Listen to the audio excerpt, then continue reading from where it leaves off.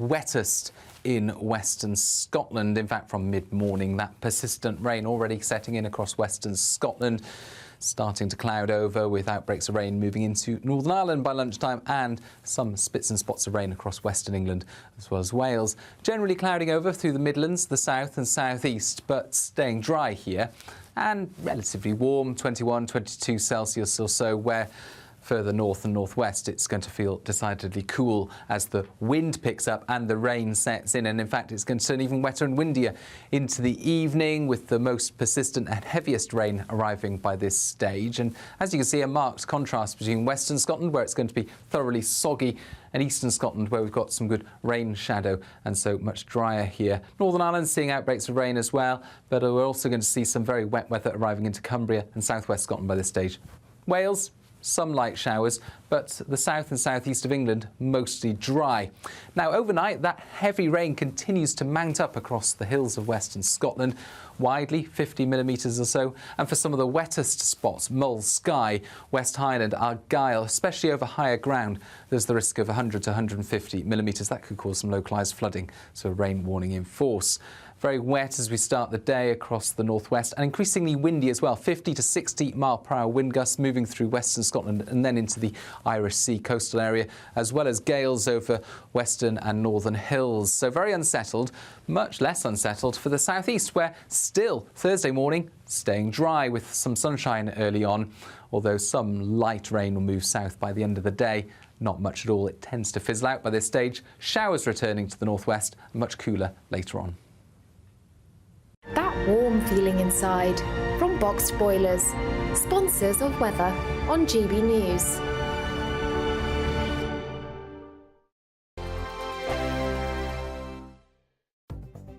The latest GB News travel. Hello, good morning. I'm Andy Hilbert with the latest on the roads across the UK for a Wednesday morning. In Essex, the northbound M11, the delays have cleared following the accident. Junction 8 for Bishop Stortford to Junction 9 for Saffron Walden. Currently at the moment as well on the M25 clockwise in Berkshire into Surrey, there's a lane closure on the exit slip road due to animals on the road at Junction 13 for Staines. And better news in Hampshire, the westbound M27, all lanes are now open after the emergency carriageway repairs. Junction 10 at Wickham to Junction 9 for the A27 at Fareham. In Shropshire, the M54 eastbound partially blocked due to an issue from Junction 4 to Junction 3 at the moment for Albrighton. And in Cheshire, the eastbound M56, one lane is closed due to a vehicle having its tyre changed. Junction 10 at Stretton to Junction 9 for the M6 at the Lim interchange. And in Cumbria, the northbound M6, one lane closed due to emergency barrier repairs at Junction 39 for Shap. That will affect you there, of course, as well. Europe Today. You can stay up to date throughout the day by visiting our website, gbnews.com. Sunday with Michael Portillo from 11, only on GB News. A new exhibition at Gainsborough House in Sudbury in Suffolk is the first to chart the artistic careers of Cedric Morris, who lived from 1889 to 1982, and Arthur Haynes, who lived from 1894 to 1978. They were partners in love and art for 60 years. I'm joined now by the exhibition curator, Dr. Pat Hardy. Some people will not be in the least bit familiar with these two British artists. So do you want to say a word of background about Cedric Morris and Arthur Haynes? About 100 artworks were left in 2017 of Cedric Morris's works. And it was felt then that an exhibition to showcase that work would be very appealing to the public. Morris's flower paintings have had a lot of traction. They've become very popular commercially, and there's been more research done on them. So it was felt that it would be good to broaden out the flower painter aspects of Morris's work to showcase the portraits and the landscapes and protest paintings, which we now had in the collection. And it was also thought important that his partner, as you mentioned, for 60 years, Let Haynes, was also given some profile because he very much fell away into the shadows because he was promoting Morris's work and running the school, which was set up nearby, near Sudbury, near Gainsborough House at Hadley, which was a very different type of art school. And a lot of people, both artists and locals, do remember it having been in operation and how wild it was and how bohemian they were. So it's felt to be a good story in personal terms, but also artistically, to try and place these two, particularly Morris, in the 20th century art world. GB News, the People's Channel.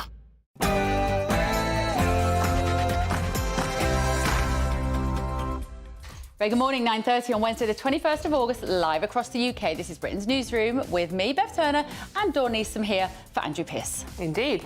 And right, OK, Labour's illegal migrant crackdown. The government is setting out plans to tackle illegal migration, including new specialist officers and expanding current removal centres. Will it work? We'll have the latest on that story for you.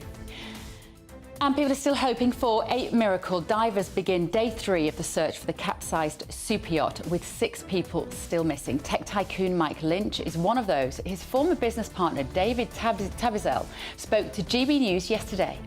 But Mike stands, to me, as a champion of free will and really should be celebrated in this country as a leading entrepreneur and as a freedom fighter in a way. And the Chancellor's getting tough as winter fuel payments are scrapped this winter. Rachel Reeves is set to raise taxes, cut spending and get tough on benefits to turn that economy around. Meanwhile, a new poll shows that almost 70% of you are on board with the government's plan to make Britain a clean energy powerhouse. We'll delve into the numbers to work out if you understand what that means. Yeah, because we don't. Meanwhile, stateside, Barack and Michelle Obama rally around Kamala Harris at the Democratic National Convention. Take a listen. We have a chance to elect someone who has spent her entire life trying to give people the same chances America gave her. And gentlemen, if you're looking for love, we're going to reveal the top 10 least attractive hobbies that you can do according to women, apparently. You might be surprised.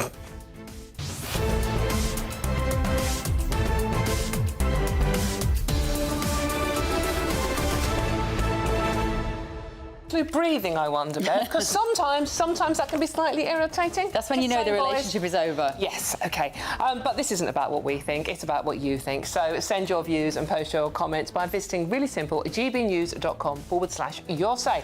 But first, it's the news headlines with the very lovely Tatiana Sanchez.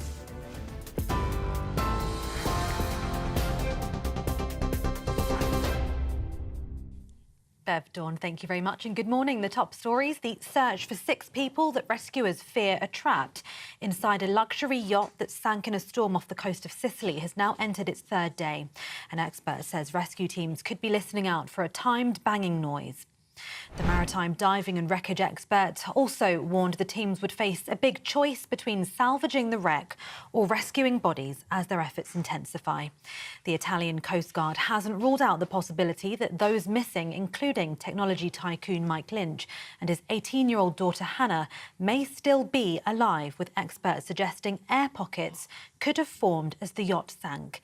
The Italian Coast Guard, of course, hasn't ruled out the possibility that they may still be alive. As I say, a new video was released yesterday showing the moment the super yacht disappeared from view during the storm. The Home Office has outlined plans to tackle illegal immigration, including deploying 100 new intelligence officers to target people smuggling gangs. The Home Secretary has announced the new measures to boost Britain's security and to target, dismantle and disrupt organised immigration crime networks. Yvette Cooper has also outlined the government has new plans for the next 6 months to achieve the highest rate of removals of those who don't have the right to be in the UK, including failed asylum seekers. As part of its plan, the government says it will reopen immigration removal centres in both Hampshire and Oxfordshire, adding 290 beds. The Conservatives have said Labour were not serious about tackling the people smugglers or stopping the boats.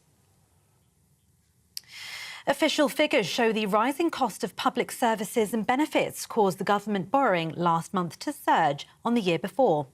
Borrowing hit £3.1 billion last month, around £1.8 billion more than in July last year. The increase means borrowing has hit its highest level for the month since 2021. The ONS also revealed the UK's national debt remained at its highest level since the early 1960s. And Romanian police have raided the home of internet personality Andrew Tate as part of a new investigation into crimes including human trafficking and money laundering. Andrew Tate has been accused of having formed an organised criminal network in the early 2021 in Romania and in Britain, along with his brother Tristan. They have both denied the charges and a trial date hasn't yet been set. Prosecutors allege that 37-year-old Tate, his 36-year-old brother and 2 women set up a criminal organisation and sexually exploited several victims. And those are the latest GB News headlines for now. I'm Tatiana Sanchez. More from me in half an hour. For the very latest GB News direct to your smartphone, sign up to News Alerts by scanning the QR code or go to gbnews.com/alerts.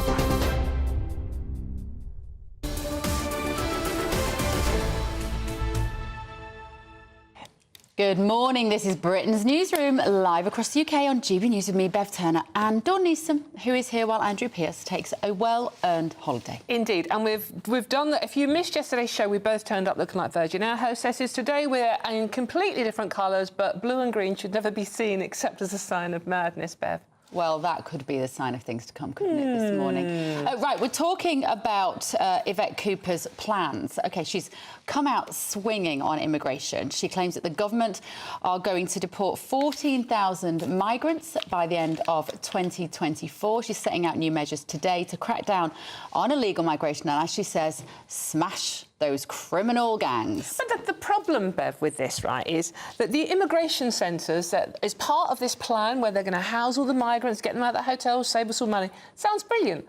The Conservatives had that very idea. Yeah. And they were branded inhumane. I can't see a huge amount different here. She is going to recruit 100 new specialist intelligence officers and investigation officers. They want to increase the capacity at immigration removal centres. And in the next 6 months, Labour want to achieve the highest rate of removals of those with no right to be here, including failed asylum seekers, for 5 years. But can they do it? That's the question. Very hard to say. I hope so, but I have to say, if you're deporting 14,000 migrants, that is a tiny, tiny number. It's not really going to make any difference in terms of the overall. We actually don't even know how many are here in any case.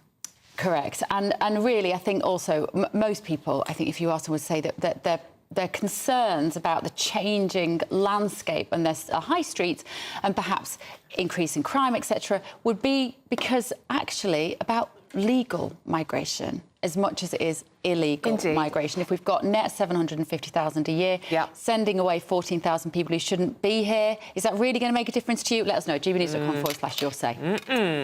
But now, joining us now to delve down into these figures and what Yvette Cooper's plans actually mean and what difference they will make, if any, is human rights lawyer David Hay. David, good morning. Thank you very much for joining us this morning. What do you make about Yvette Cooper's announcements today?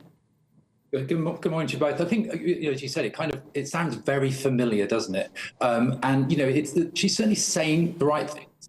Some of the plans that she's mentioned, I think, will in part help. But there's no quick fixes to this. This is a very, the system is completely broken, and it will not have gimmicks. And I'm not saying these are gimmicks, but proper things need to be put in place. The work needs to be done. And, we're going to see the figures, in my view, go up and up until they come down. So it's going to get worse before it gets better because there's no quick fixes. And the border force that they're proposing and some of the steps they're proposing will work, but not in isolation. There needs to be more and more things done, and that's going to take time. If you employ more officers, more people to process the claims quicker, it takes time to see the results. And I think, so we're probably going to be here every other week, or every week indeed, with numbers going up and up, particularly if the weather gets better. Can I ask you about this story, David, as a human rights lawyer?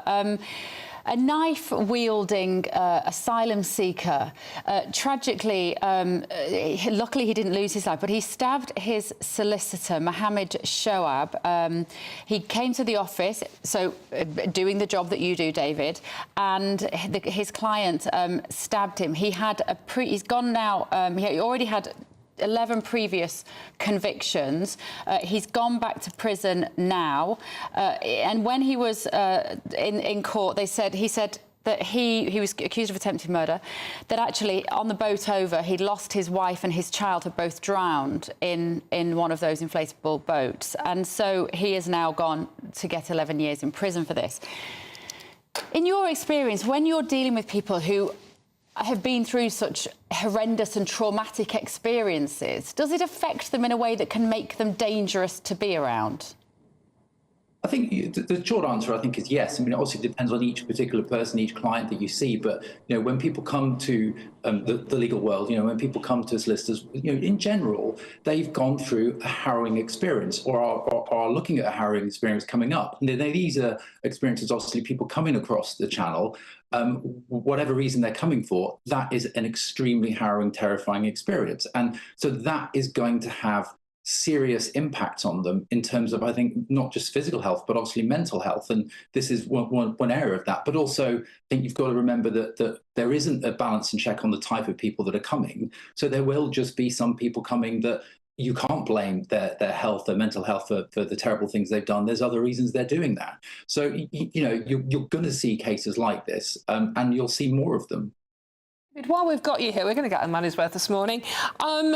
A paedophile scoutmaster has just been handed a 12-month sentence, suspended for 18 months. While, as we know recently from last week, a middle-aged woman was given a 15-month jail sentence with no chance of an early release. This was linked to the riots. And I just can't.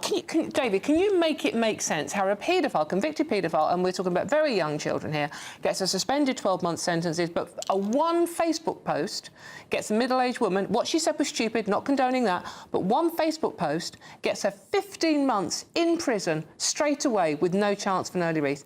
David, can you just make it make sense for me, please? Dawn, I wish I could. I mean, I think that the problem that you've got without to this morning is that our criminal justice system and the way that it works, that it is also broken. You know, we have some fantastic judges. We equally have a number of very bad judges. Now, I'm not saying this particular judge who was a recorder, which is the first step on the judiciary ladder, if you like, you know, is bad, but they have such a wide sentencing kind of scope that they can do. And in these cases, when it comes to indecent images, and if you're looking at the production of them, they've got up to 9 years custodial sentence that they can put in place. And obviously this individual managed to get away effectively without a custodial sentence. And so, you know, obviously the judge will have looked at, in this case, at various different reports, etc. And you know, but it's certainly on the face of it, it seems, I think, absurd. And just on that particular issue as well, David, some more news this morning that a Pakistani web developer who has been the trail back to who initially posted the misinformation about who the perpetrator of the Southport stabbings might have been. It was a news spreading website, fake, basically news, and he'd said that it was the 17-year-old asylum seeker named Ali Al-Shakati. That was the mistaken name that was posted. He's now been arrested. What is this? Is this sort of unprecedented in a way that the law are tracing back an initial Facebook post, or in this case a Twitter post, I believe, to arrest somebody for that sort of misinformation because they are blaming him for the riots? Is this new as far as you're concerned? I think it is, and it's oddly it's something that when I was running the campaign for the Dubai Princess to help her, we were targeted with. So there's a lot of fake news websites in countries like Pakistan and Bangladesh that are paid by people in the West to put out fake news and do certain things. And at the time, this was a few years ago, there was nothing we could do. I mean, I remember at the time I was accused of being some Hamas kidnapper and terrorist and by this website, which was so absurd because it came onto Google Alerts. So I think, you know, it's, on one hand, it's positive that these people in these types of countries that run these institutions, because there's a big difference between someone posting here something on Facebook and an actual website designed to spread hatred and fake news in a foreign country that's set up there to be outside of the laws. So I think there's positive elements if that's what they're doing and they're doing it well, but also there's obviously a great worry when we start literally policing and jailing people for social media posts. Yeah. David, just one final quick question. Going back to the migration issue, we're already getting lots of people commentating on Labour's plans. Labour already saying that their initiatives are working and they have seen a fall year-on-year on the number of boat crossings on the Channel. Do you think that's a case of their initiatives working, or maybe because of the weather difference? I don't think they can claim victory on that at this stage. It's too early. I mean, you know, when the number of people that get on a boat depends on how many people decide to go that day, how much, you know, what the weather is like. So, of course, they're going to, if they see a positive impact, they're going to say it's us. But I think that is ridiculous. You know, it's going to take time. If you introduce a new police force, if you introduce, you know, new detention centres, new laws, etc., they haven't even introduced new laws yet. It's going to take time to see the results in that. So I think it's better that they just get on, get the work done, put in the hard graft, as it were, and then we will see results from these things. But it's not going to be in a week or 2 or 3 months. It's going to take a long time. OK. Great to see you, David. David Hay there, human rights lawyer, always absolutely fascinating. Get in touch this morning, gbnews.com/your say. Wendy has said your human rights lawyer talks about horrific experiences for some migrants. What about the horrific experiences of people here not having their needs met? Our British people should come Indeed. first. Right, up next, we're being bombarded with new policies from the government. We'll explore how well they've landed with us, the people that voted for them. You're with Britain's Newsroom. This is GB News.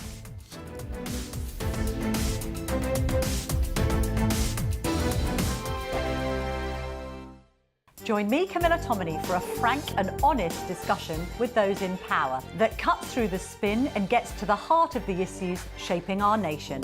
You haven't confirmed that you want to stand as leader, but you haven't ruled it out either. This report basically says that he's not fit to stand trial. Is he indecisive?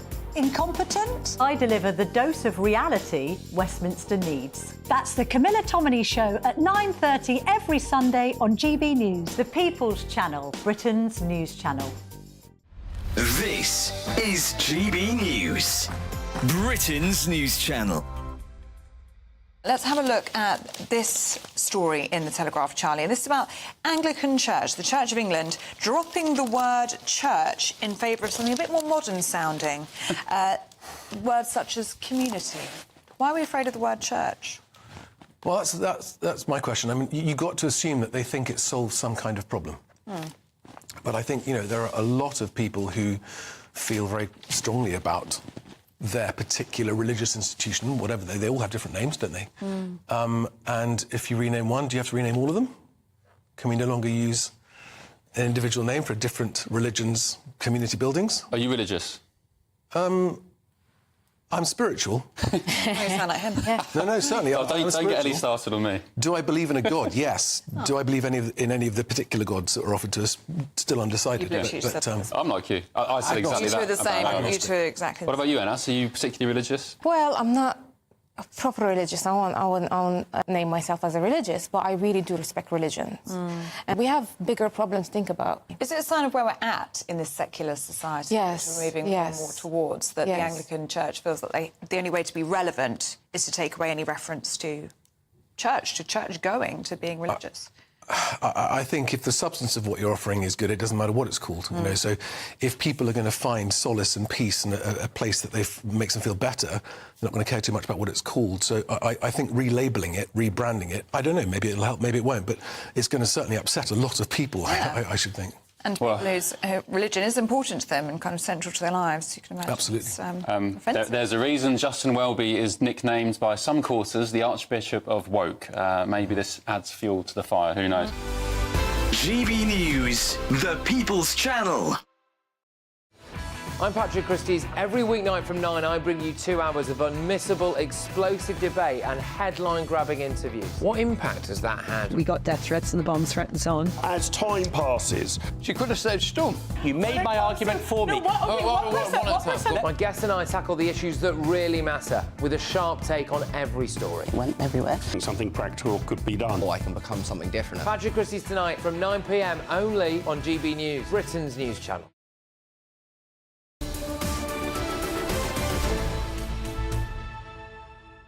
Hello and welcome back. Now, new polling by YouGov shows that almost 70% of people support the government's clean energy plans. And perhaps shockingly, 28% of people are in favour of scrapping the winter fuel allowance payment for pensioners.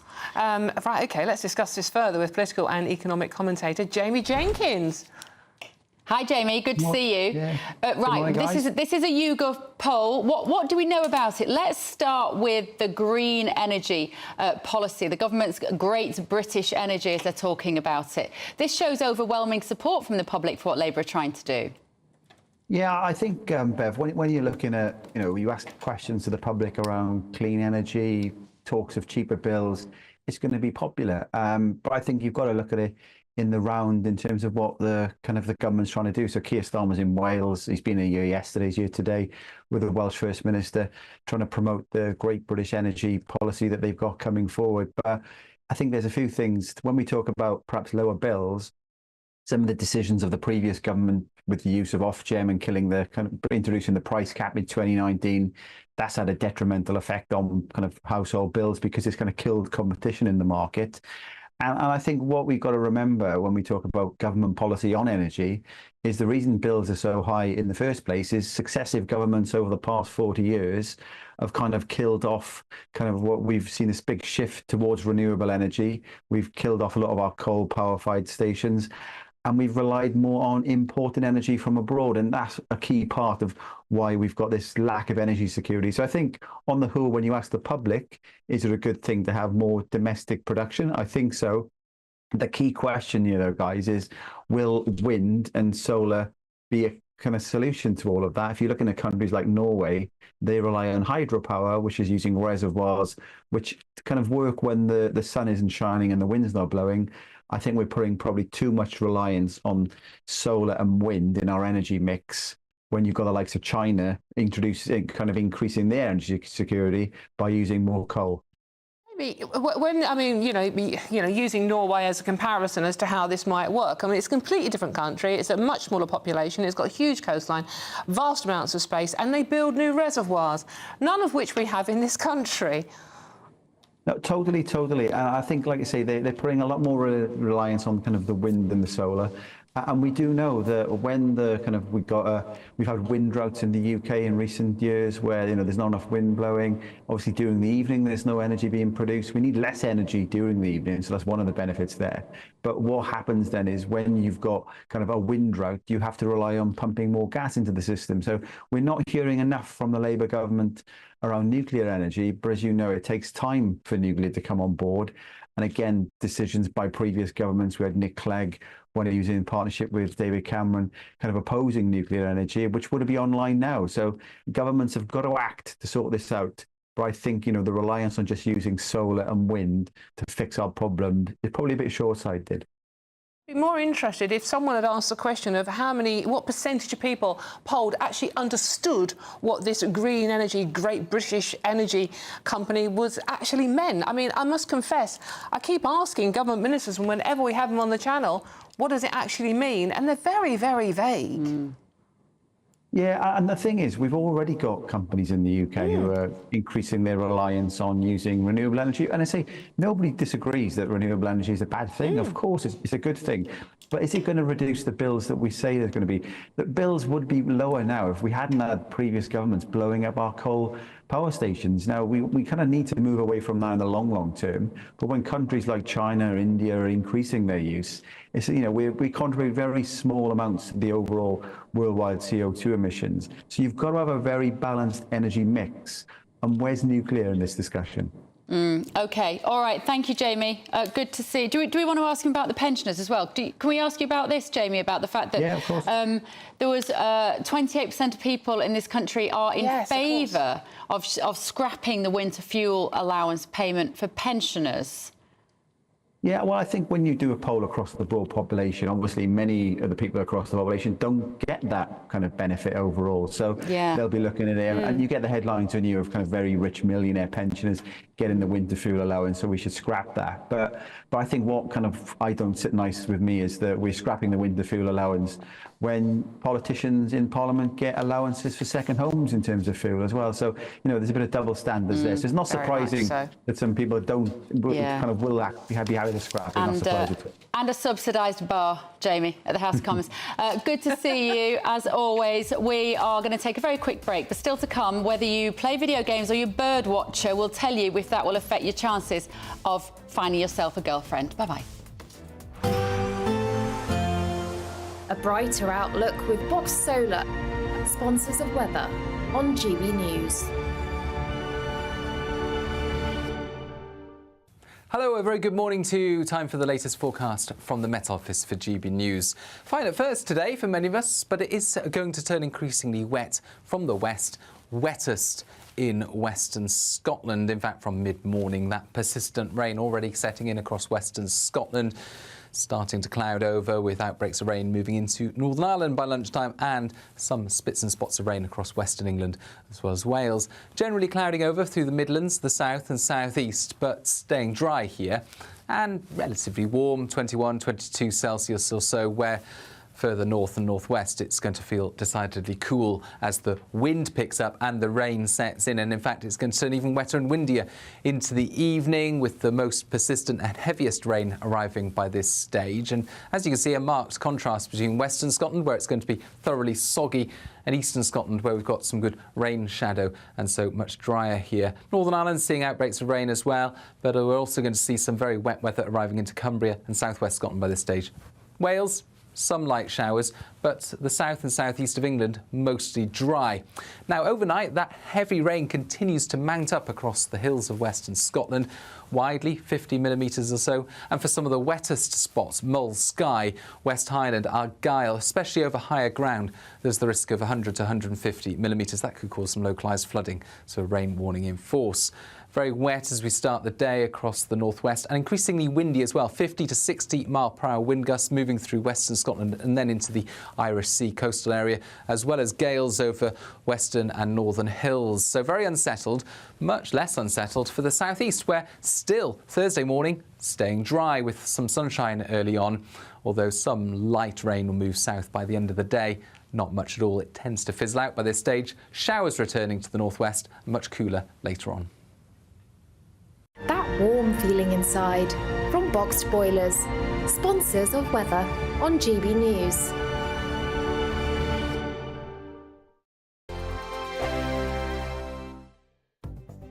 The latest GB News travel. Hello, good morning. I'm Andy Hilbert with the latest on the roads across the UK for a Wednesday morning. In Essex, the northbound M11, the delays have cleared following the accident. Junction 8 for Bishop Stortford to Junction 9 for Saffron Walden. Currently at the moment as well on the M25 clockwise in Berkshire into Surrey, there's a lane closure on the exit slip road due to animals on the road at Junction 13 for Staines. And better news in Hampshire, the westbound M27, all lanes are now open after the emergency carriageway repairs. Junction 10 at Wickham to Junction 9 for the A27 at Fareham.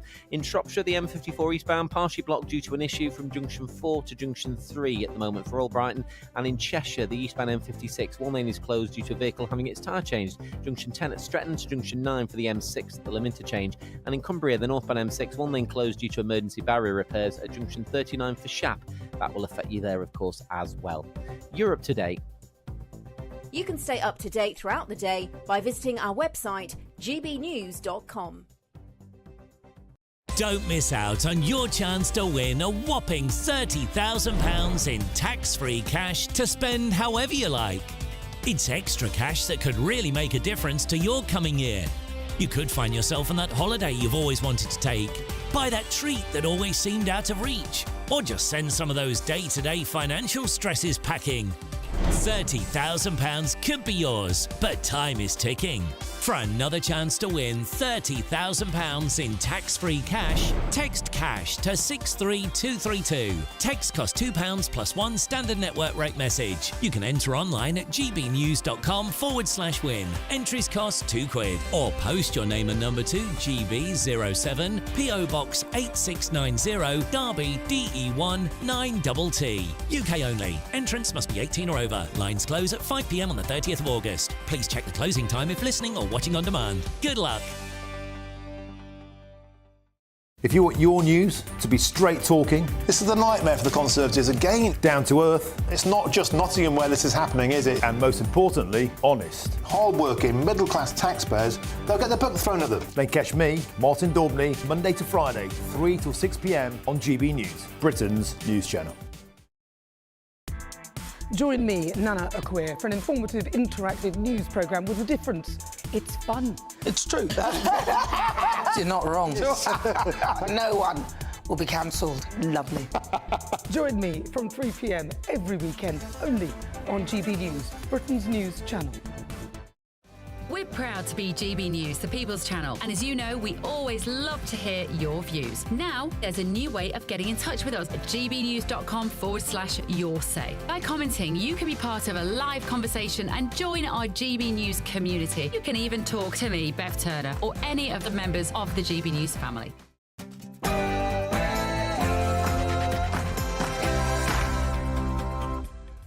Good morning, it's 10 o'clock on Wednesday, the 21st of August, live across the United Kingdom. This is Britain's Newsroom with Dawn Newsom in for Andrew Pearce and the lovely Beth Turner. Morning, thank you for joining us. So Labour's illegal migrant crackdown. The Home Office is setting out plans to smash the criminal gangs, including new specialist officers and increasing capacity at removal centres. Is it going to work? Well, we'll be discussing it.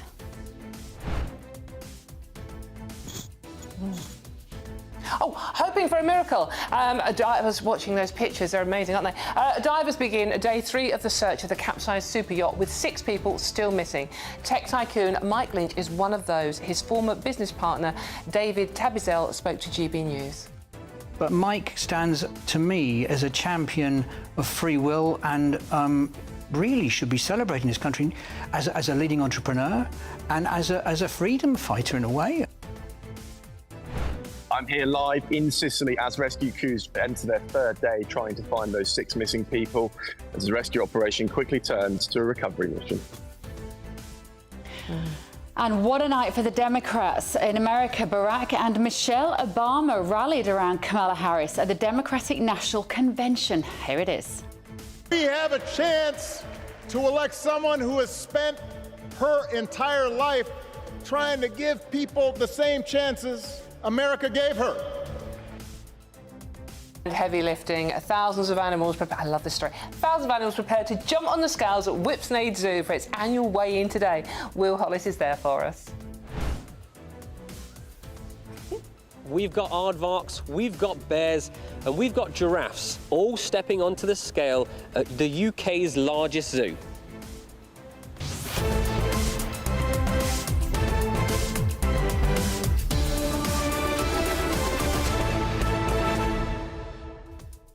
Got the memo? Like, do you think he thought he was going on safari? I love that. He looks so brilliant. I think we missed a trick. We could have turned up in safari gear as well. I wonder if he said safari on the call sheet and he thought he was going, you know, to the savannas of Africa. But we have baby owls coming up. I know. Honestly, this is just such a lovely summer story. We're going to be there with Will a couple of times throughout the next couple of hours. Get in touch this morning, gbnews.com/yoursay. First of the very latest news headlines with Tatiana Sanchez.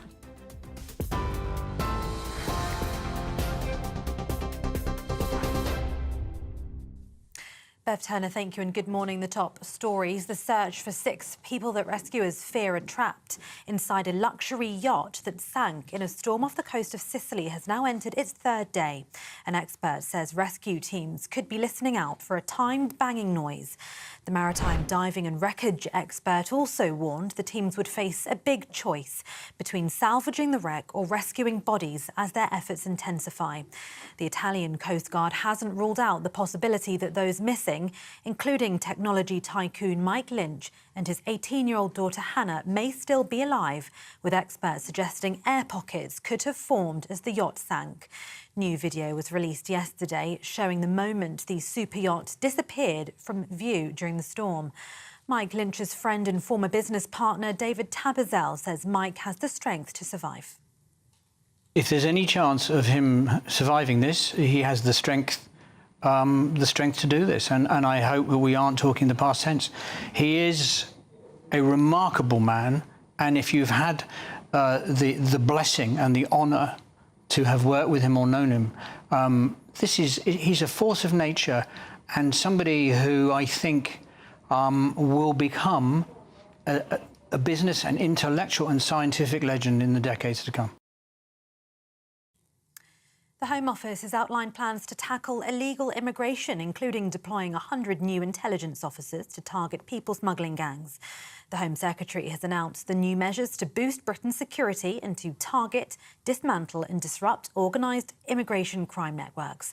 Yvette Cooper has also outlined the government has new plans for the next 6 months to achieve the highest rate of removals of those who don't have the right to be in the UK, including failed asylum seekers.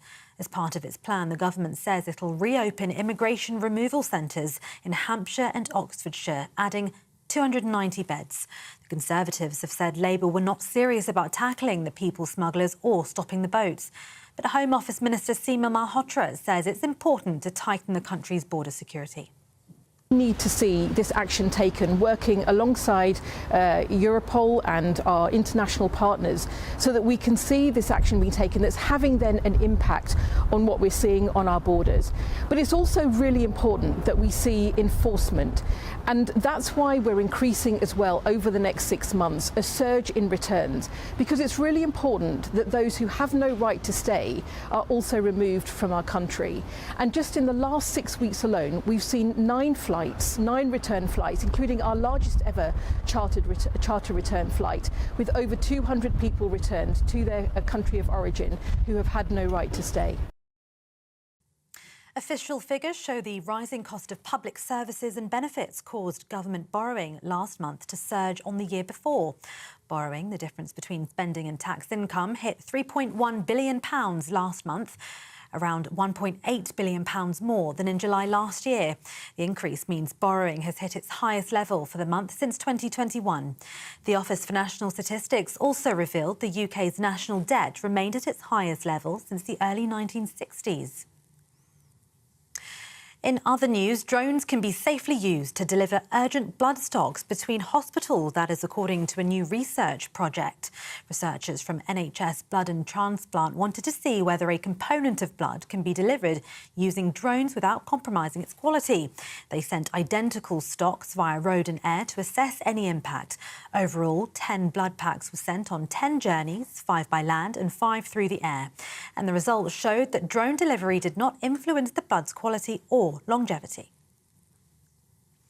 Now, as people are waiting over a decade for social housing in more than 80% of councils, the Lib Dems are urging the government to relax planning laws in these areas to help drive the building of social homes.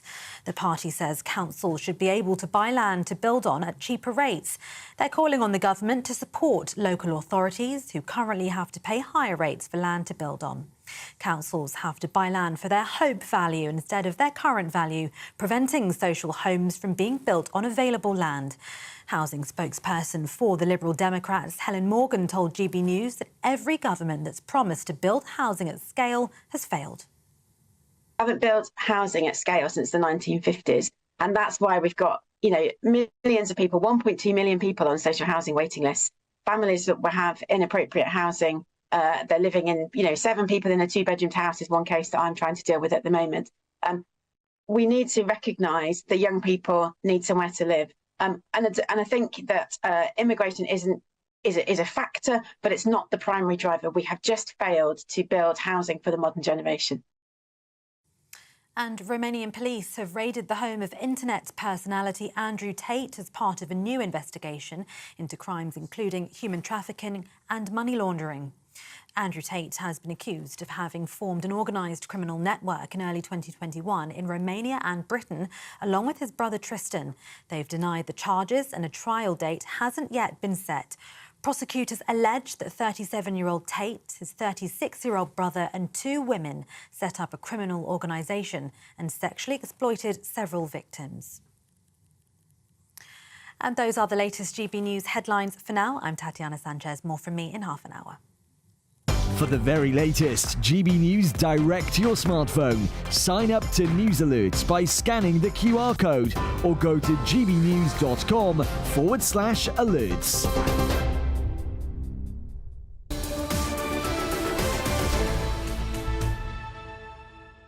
Welcome back to Britain's Newsroom. It's Bev and Dawn this morning, live across the UK, online, on your TV and on radio, of course, while Andrew's on his holidays. Yes.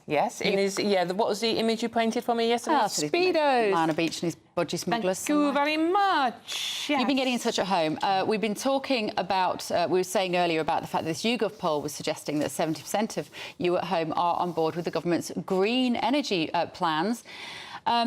And I've just seen a message here. Here we go. Annette. Morning, Annette. I'm sorry to say, but the YouGov poll is 68% for the government green energy is flawed. The whole green energy is ridiculous. I repeat, it is not green, it's not environmentally friendly, and it's not cheap. The UK have been conditioned into thinking this. And I'm so glad you reminded us of that, Annette, because when I was listening to those statistics with Jamie Jenkins there, and I was considering why people are so on board, I mean, 70% is very, very high for that sort of opinion poll, because it's been assumed that the science is settled on this, and that's what the British public have been told for 25, 30 years, that carbon is killing the planet. And it's only really now that some people in the media are allowed to say, can I just suggest there might be an alternative to that? I just think most people don't actually understand what they're being asked in that. But Bren, good morning, Bren, you make a very good point, exactly what I was thinking. 70%. This is Bren speaking. I've never been asked, nor has my family or my friends. Sounds like Labour over-egging the pudding to suit their stance. And this is the thing with opinion polls, Bev. I've never been asked.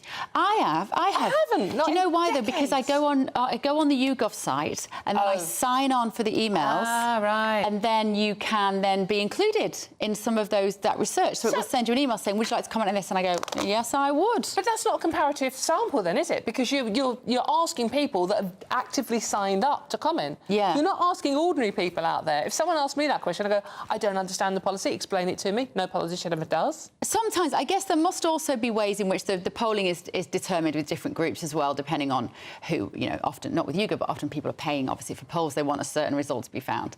But with the YouGov one, I think you can go and get involved online if you feel like you want your voice to be heard, and who doesn't. Yeah, the migration thing has also got you going as well. This is Maggie. Good morning, Maggie. Maggie says, well, Yvette Cooper's policies will be interesting. How will she cope with the lefty lawyers when she tries to remove irregular migrants? Yeah. Indeed, yes. Right, keep your messages coming this morning. gbnews.com/your say. Let's go back to Sicily now, because, of course, English tech tycoon Mike Lynch and his daughter are among 6 tourists still missing after the luxury yacht sank in a tornado off the coast of Sicily. Lynch's former business partner, David Tabizel, shared his thoughts on GB News about his friend as the search continues. Let's have a listen. Mike is a very human man. He's probably the most resilient human being I've ever met in my life.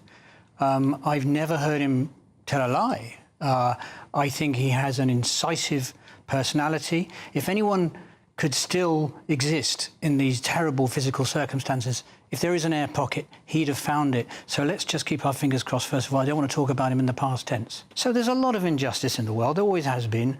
But Mike stands, to me, as a champion of free will and really should be celebrating his country as a leading entrepreneur and as a freedom fighter in a way. I know that's a little dramatic, but to me, he's a hero.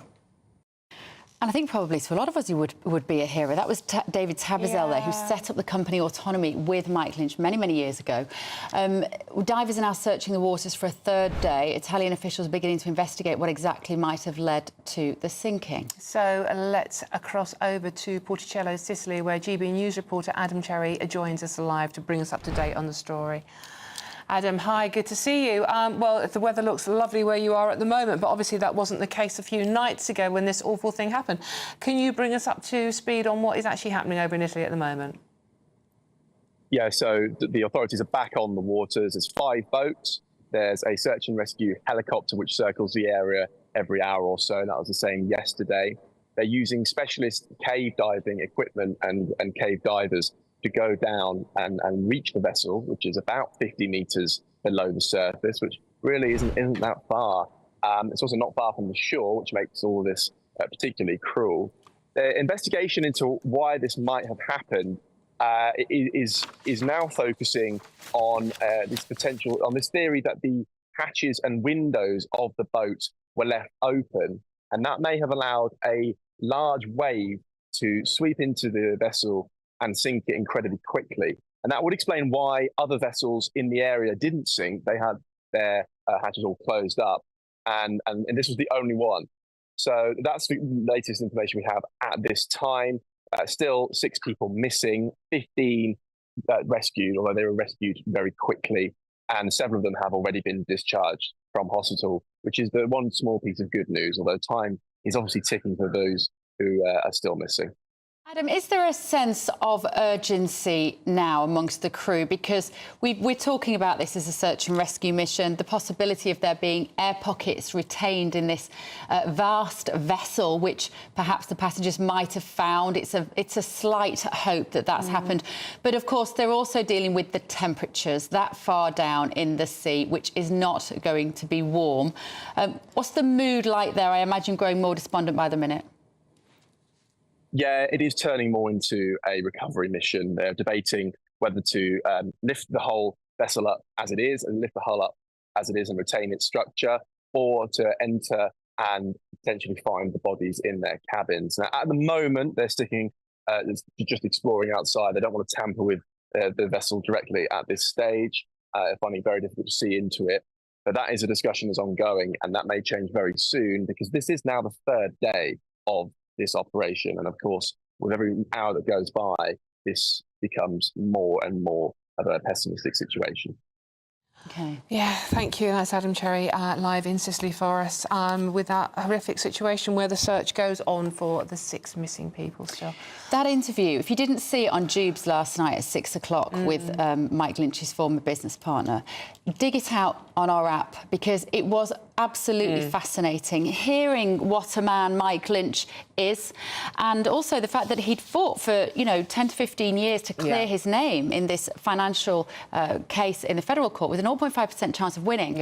And as his colleagues said there, his one of his very best friends, he said, he was only able to win that case because he had significant amounts of money and influence, and that he was very worried and was going to spend many years, he said, fighting, when he called him a freedom fighter, the collaboration of massive corporations working too closely with governments and too closely with the judiciary. Very much sounds like a man that we would need in the next 10 years. Yes, and obviously we don't know. I mean, there is hope. I think it's about 36 hours, in an air pocket if they manage to find one. So all we can do is pray and that of course that is the case. His poor 18-year-old daughter, who was due to start university Hannah, in September. So anyway, as we know, the rescue mission continues. The emergency services are there on the scene. We'll bring you anything as we know it. Yeah. Right, is it time to ditch your ham sandwich? I think so, yeah. Sorry if you're having a late sort of a brunch, really, but if it's involving a ham sandwich or a bacon butty, it's probably time to step right away from it now. Find out more about that one. This is Britain's Newsroom on GB News. Put that bacon butty down.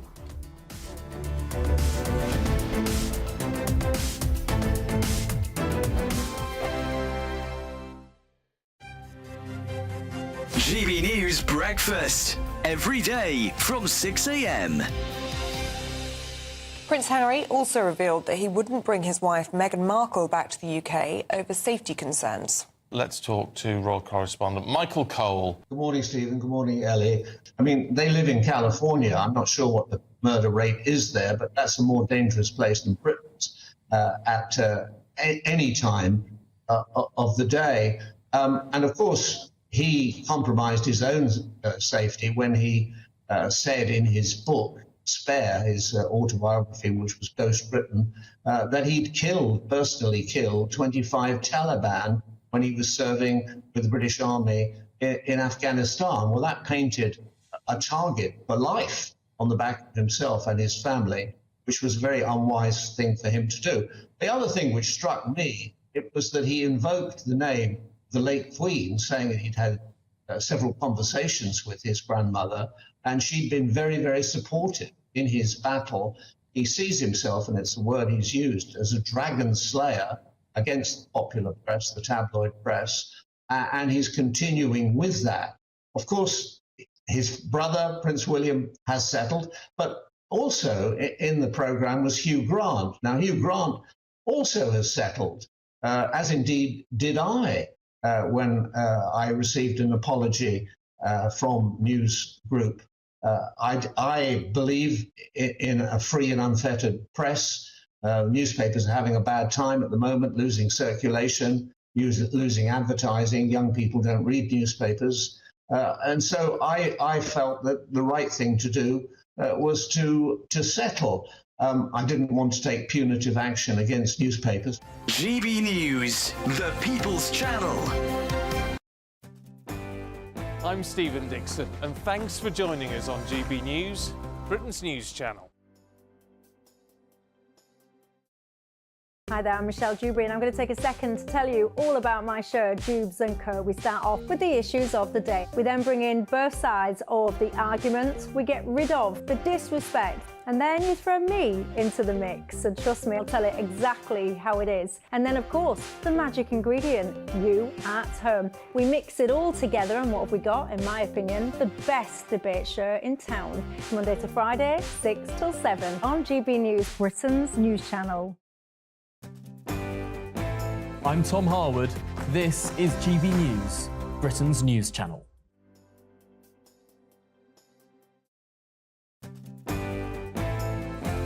I'm Emily Carver. This is GB News, Britain's news channel.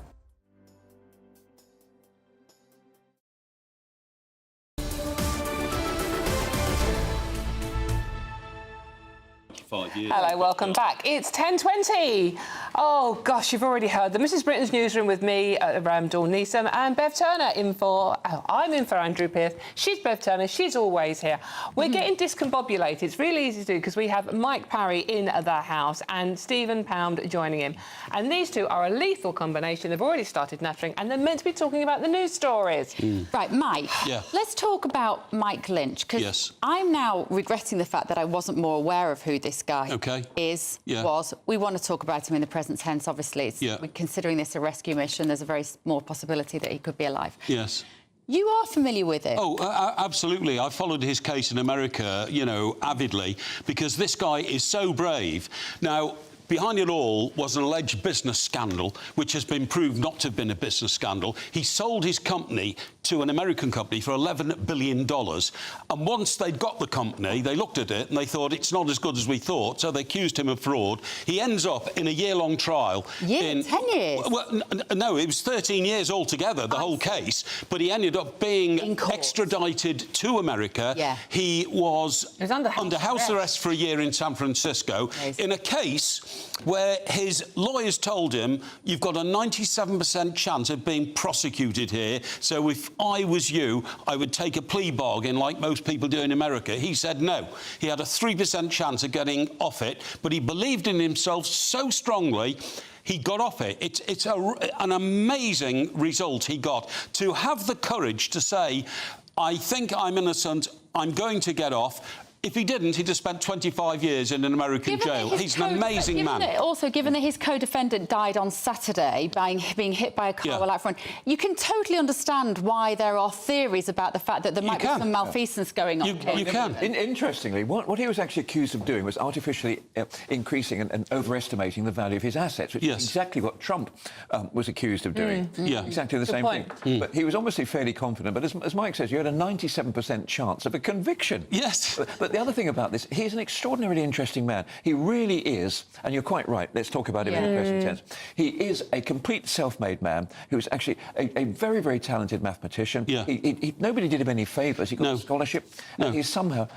He went to Cambridge, didn't he? And he was so far ahead of the curve with the AI Well, invention. Not only that, he worked on probabilities and chances in business. He had... Exactly. He had an incredible brain. But another thing that not many people know about him is he is recognised as one of the world's leading authorities on James Bond and the James Bond films. He was fascinated by James Bond. He was such an interesting man.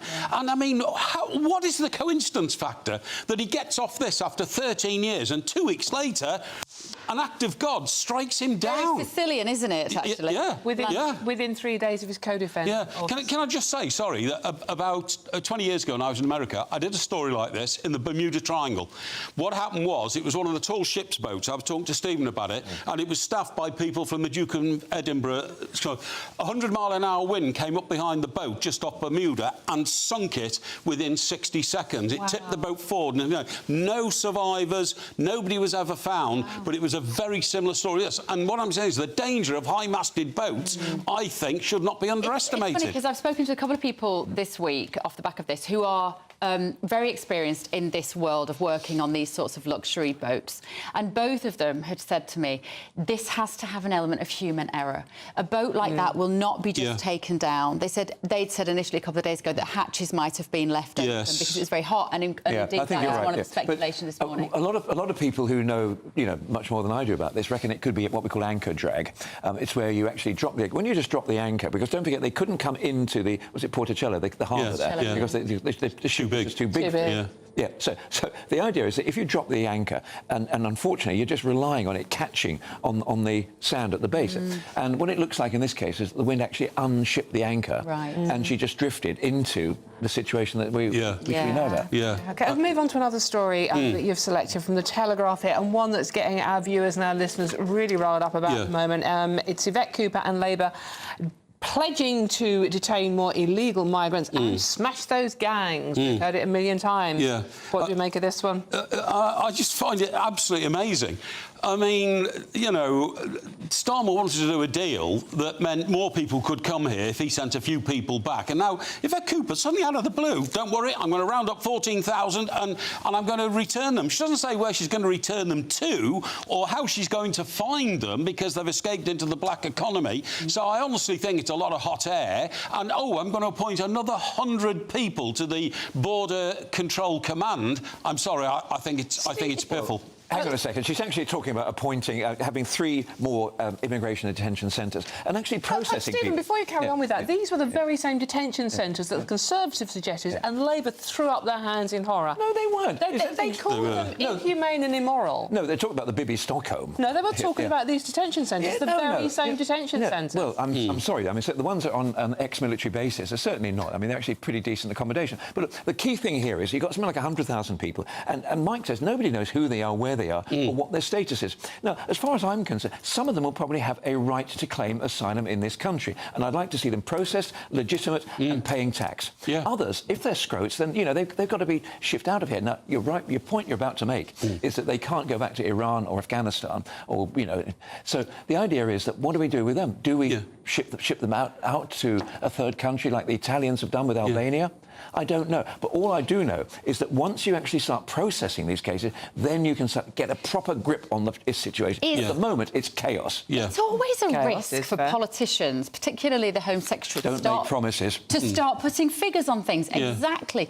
She must be confident, Mike, if she's saying 14,000. It's very specific. I don't think for a moment. I think somebody, in the civil service has come up with this figure of 14,000. Do you know what I think's happened? And Stephen will know more about this than me. I think they've suddenly realised, or somebody has warned them, if you scrap the only disincentive to come to this country that there was, i.e. the Rwanda scheme, without immediately replacing it with a credible idea, if you say you're going to smash the gangs, but actually 6,000 people have now come since you got into power, you're going to have to come up with something, because this policy is immediately failing, and a lot of people are now asking, well, Rwanda at least was a deterrent. At least people were going to Ireland. At least people in Calais were saying, I'm not going if I'm going to Rwanda. I think they've made a terrible mistake.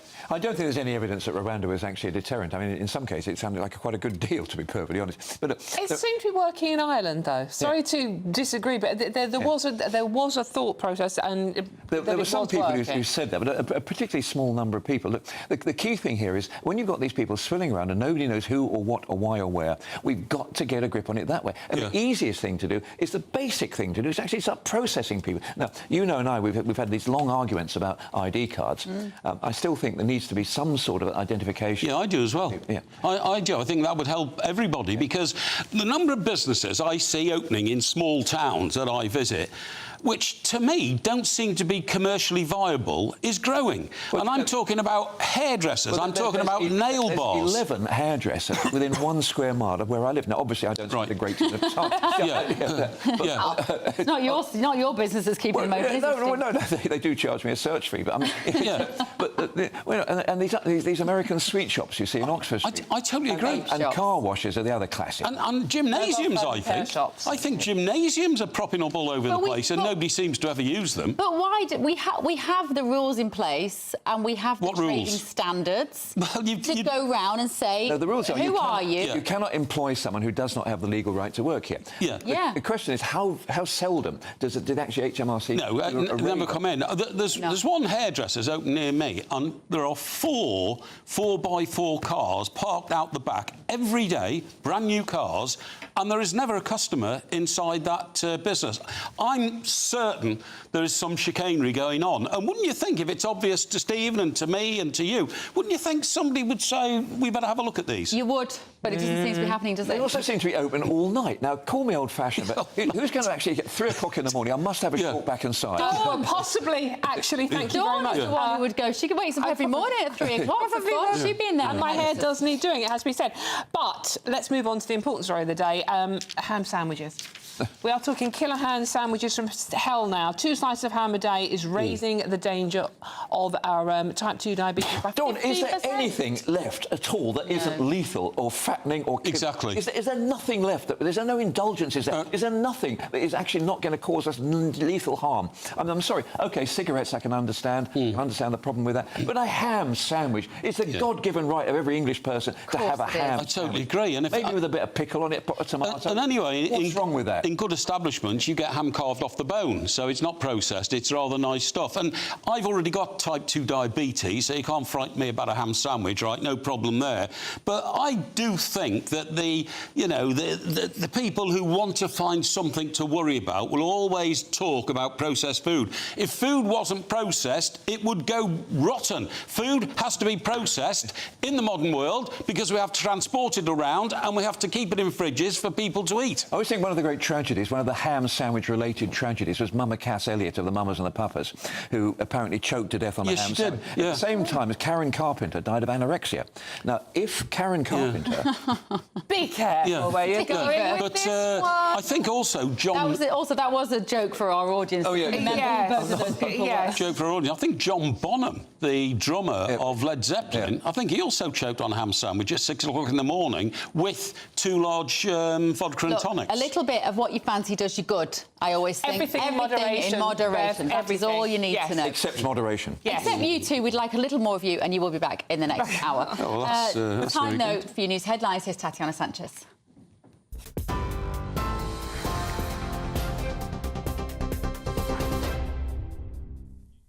Bev, thank you. The top stories this hour. The search for 6 people that rescuers fear are trapped inside a luxury yacht that sank in a storm off the coast of Sicily has now entered its 3rd day. An expert says rescue teams could be listening out for a timed banging noise. The maritime diving and wreckage expert also warned the teams would face a big choice between salvaging the wreck or rescuing bodies as their efforts intensify. The Italian Coast Guard hasn't ruled out the possibility that those missing, including technology tycoon Mike Lynch and his 18-year-old daughter Hannah, may still be alive, with experts suggesting air pockets could have formed as the yacht sank. New video was released yesterday showing the moment the super yacht disappeared from view during the storm. The Home Office has outlined plans to tackle illegal immigration, including deploying 100 new intelligence officers to target people smuggling gangs. The Home Secretary has announced the new measures to boost Britain's security and to target, dismantle and disrupt organised immigration crime networks. Yvette Cooper's also outlined the government has new plans for the next 6 months to achieve the highest rate of removals of those who don't have the right to be in the UK, including failed asylum seekers. As part of its plan, the government says it'll reopen immigration removal centres in Hampshire and Oxfordshire, adding 290 beds. Official figures show the rising cost of public services and benefits caused government borrowing last month to surge on the year before. Borrowing hit £3.1 billion last month, around £1.8 billion more than in July last year.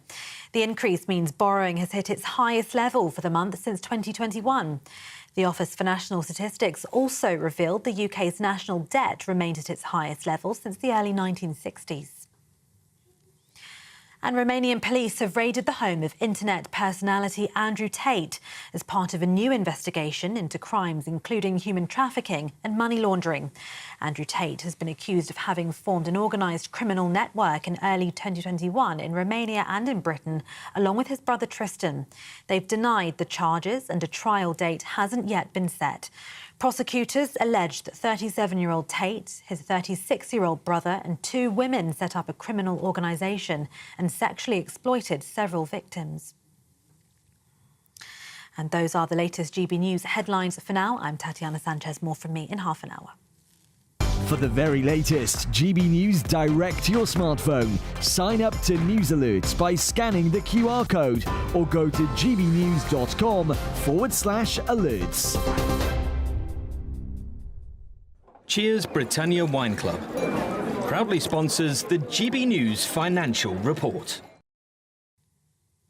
And here's a quick snapshot of today's markets. The pound will buy you $1.3016 and €1.1703.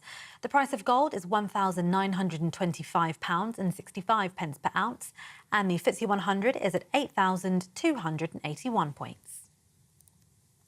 Cheers Britannia Wine Club proudly sponsors the GB News Financial Report.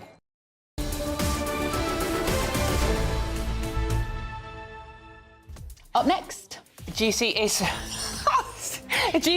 results come out tomorrow. We'll find out why those who get lower grades could be more likely to be involved in criminal behaviour. Look at this girly swatch. She's got her GCSE folders. We're talking about how it brings it all flooding back. We did this. We both did this years ago when we were doing our exams. We had colour folders for each subject. We are literally the same.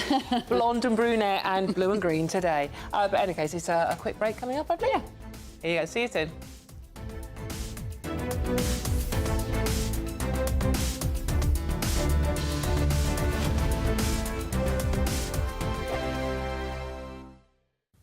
Hello, a very good morning to you. Time for the latest forecast from the Met Office for GB News.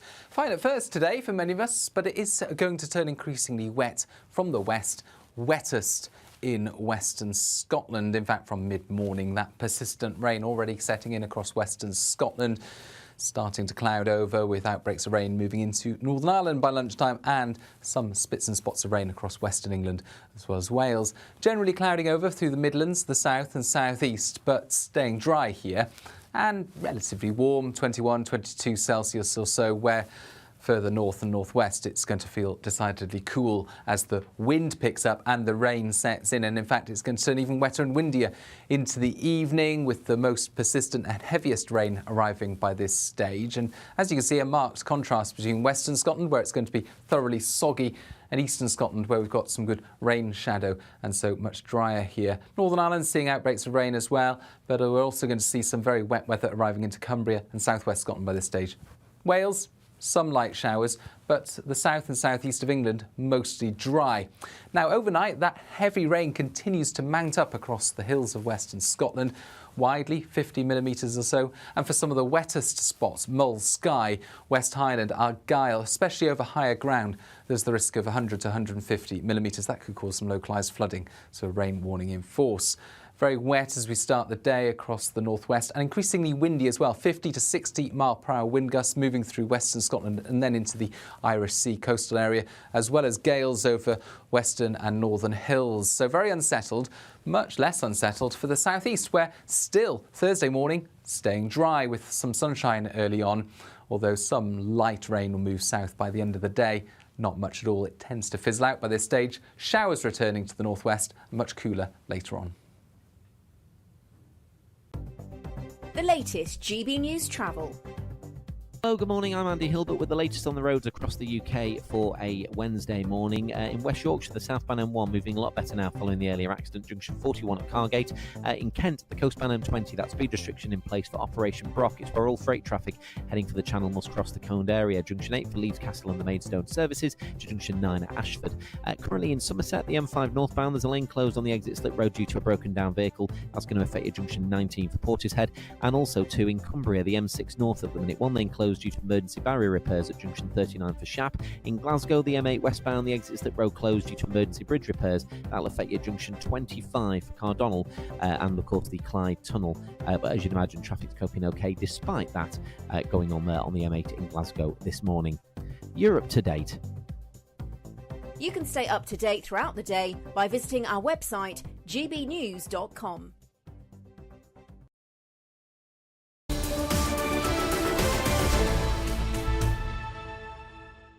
10:38. This is Britain's Newsroom on GB News with me, Bev Turner, and Dawn, because Andrew's on his hollies. Indeed. Now, teenagers who perform poorly in their core GCSEs are more likely to be engaged in criminal behaviour, according to new research. Well, pupils who failed to achieve a standard pass in their English and maths had a significantly higher incidence of being stopped, questioned and formally cautioned by the police compared with their peers. But surely this is nothing new. Yes, exactly. Joining us now to discuss this is Professor of Criminology at Staffordshire University, James Treadwell. James, thank you very much for joining us this morning. Now, we're discussing this story because GCSE results are out on Thursday, I believe. But surely this doesn't come as a surprise to anybody, does it?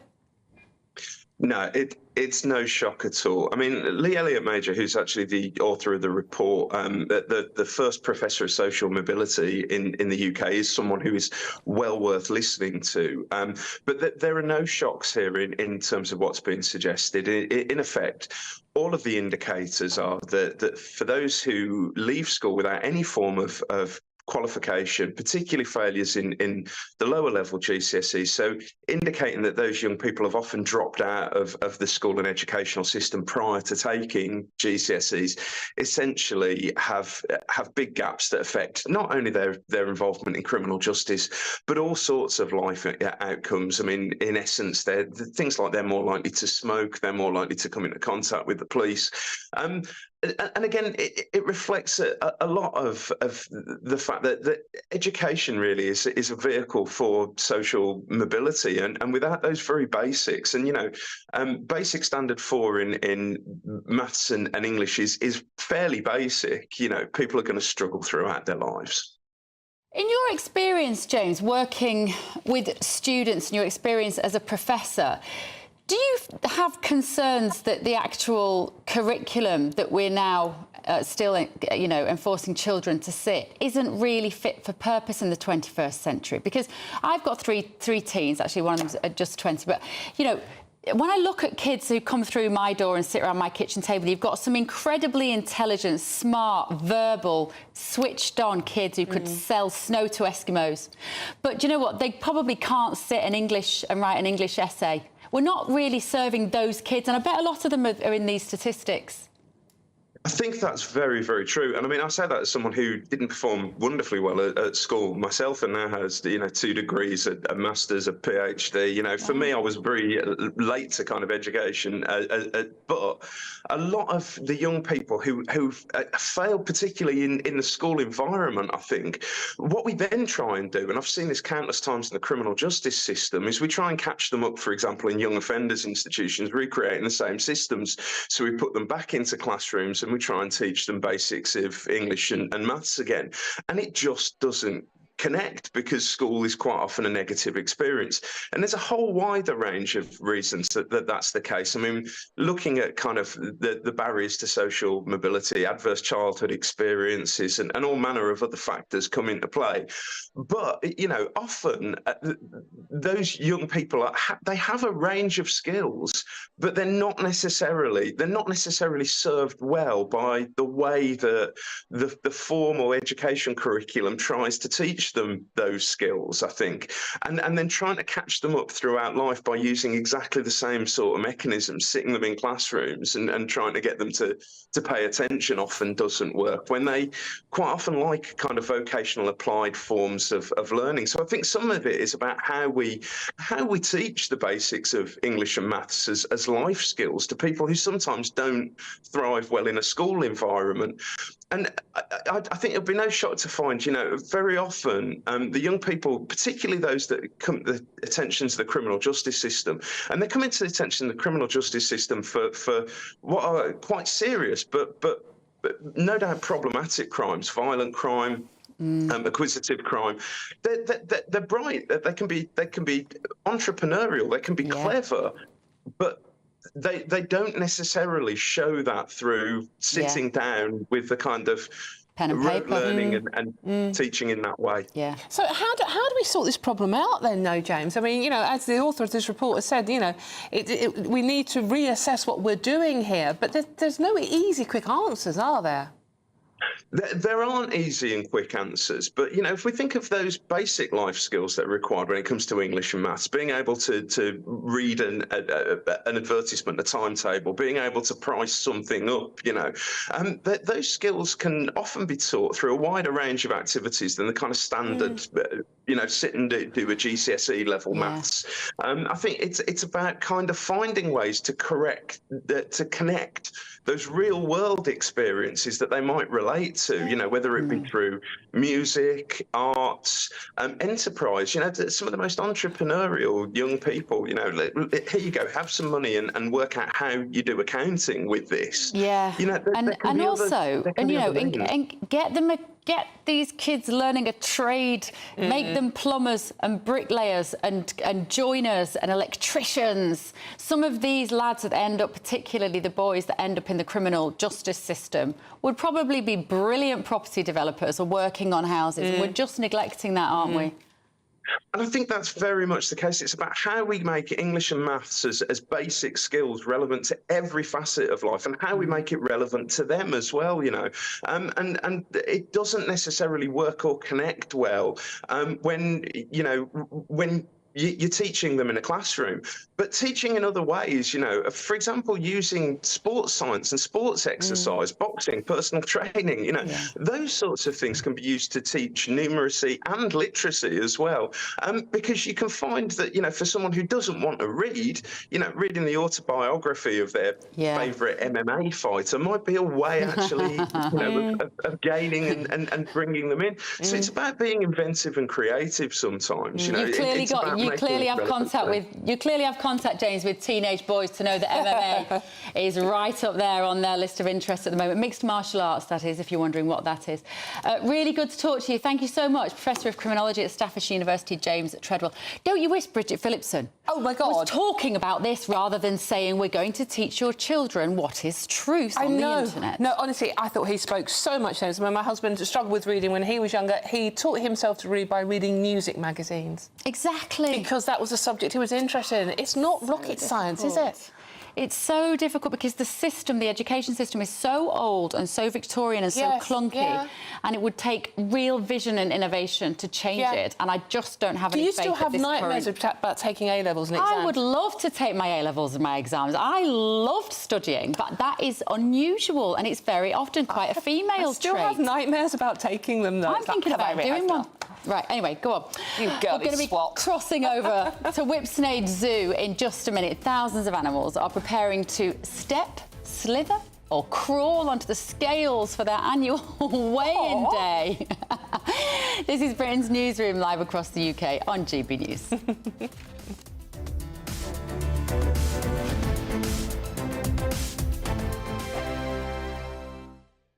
If you want your news to be straight talking... This is the nightmare for the Conservatives again. Down to earth. It's not just Nottingham where this is happening, is it? And most importantly, honest. Hard-working, middle-class taxpayers, they'll get the book thrown at them. Then catch me, Martin Daubney, Monday to Friday, 3 till 6 p.m. on GB News, Britain's news channel.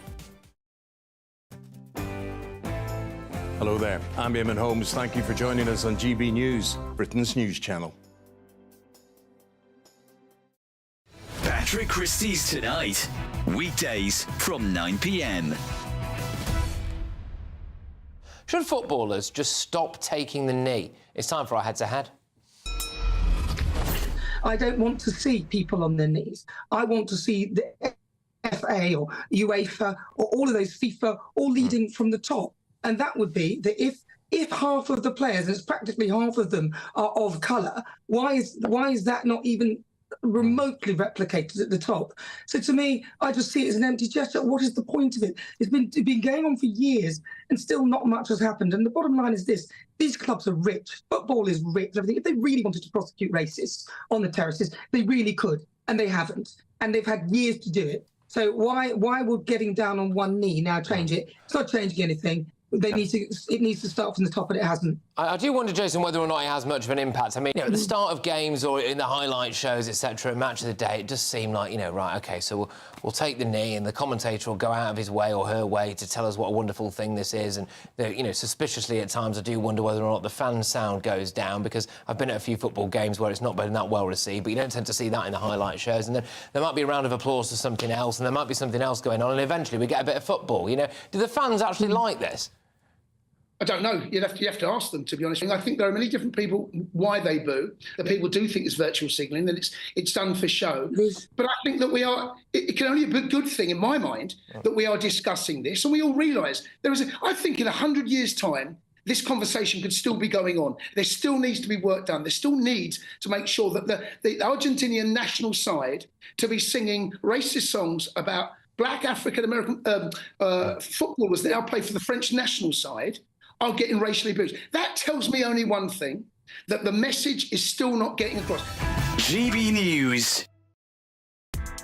Join me, Nana Akwe, for an informative, interactive news programme with a difference. It's fun. It's true. You're not wrong. No one will be cancelled. Lovely. Join me from 3 p.m. every weekend, only on GB News, Britain's news channel. I'm Mark Dolan, and this is GB News, the People's Channel, Britain's news channel.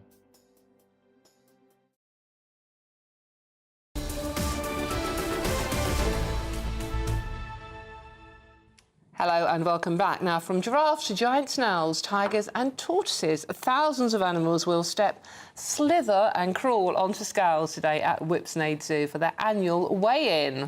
So GB News reporter Will Hollis is there. Morning, Will.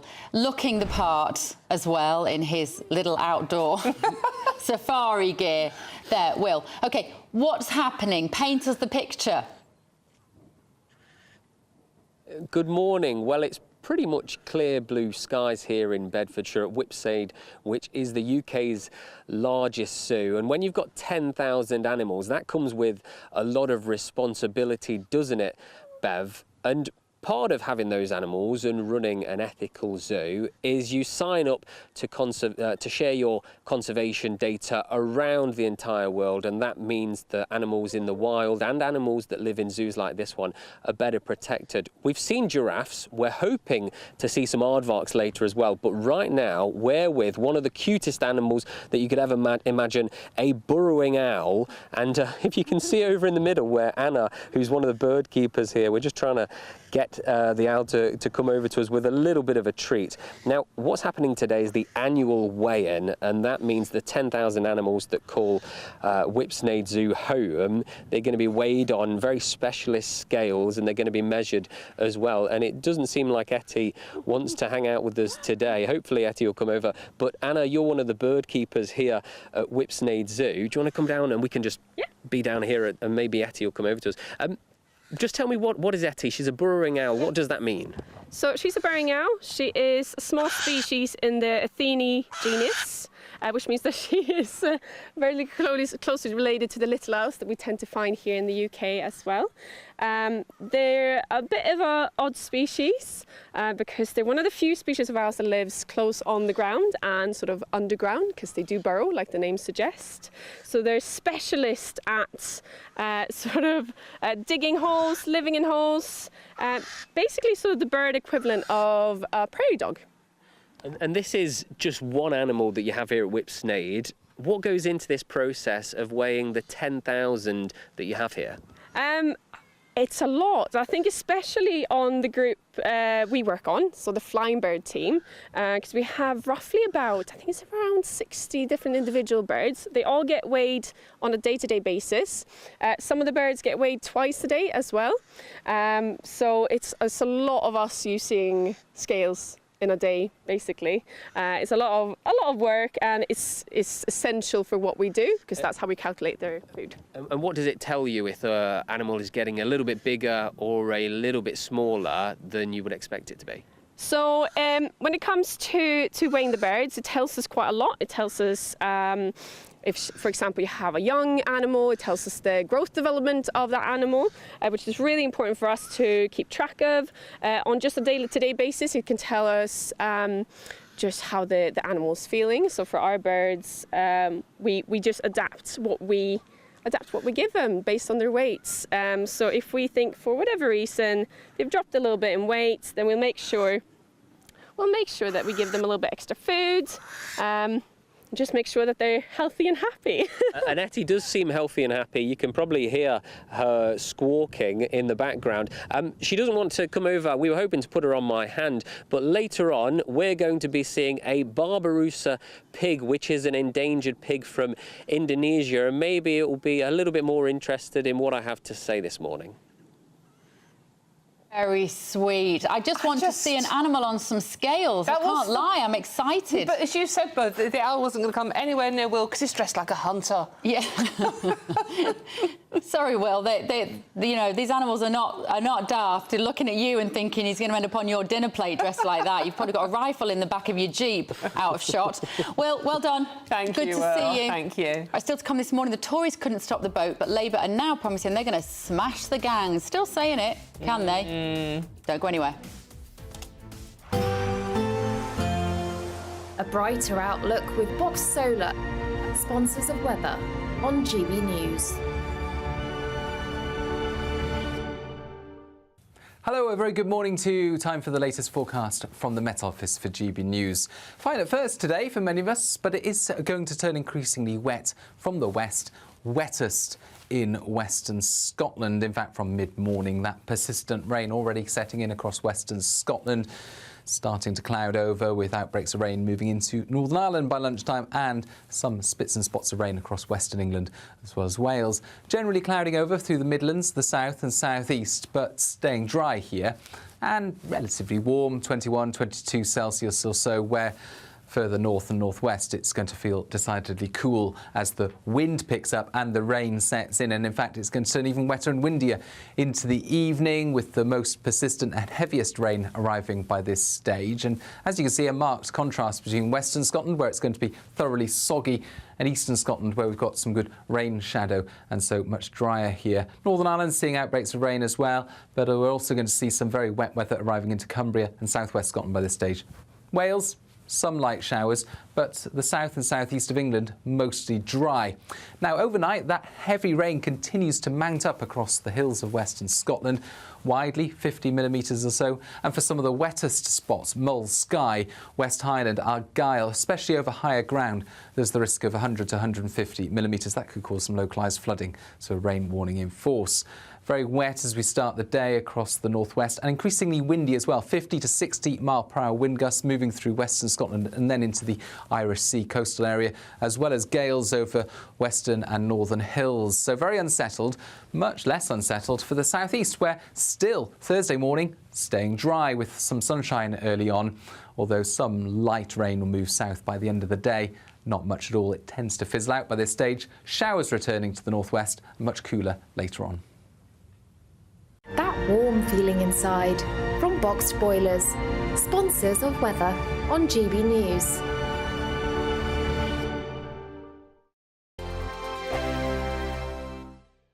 We could be calling you with the news that you've won our latest Great British giveaway, an incredible £30,000 in tax-free cash. Hi, I'm John from sunny North Yorkshire, and I've just won £20,000 in the GB News Great British giveaway. It didn't cost much to enter, but of course if you're not in, you can't win. And here I am, having won £20,000, and that's tax-free, so I'm rather pleased I did it.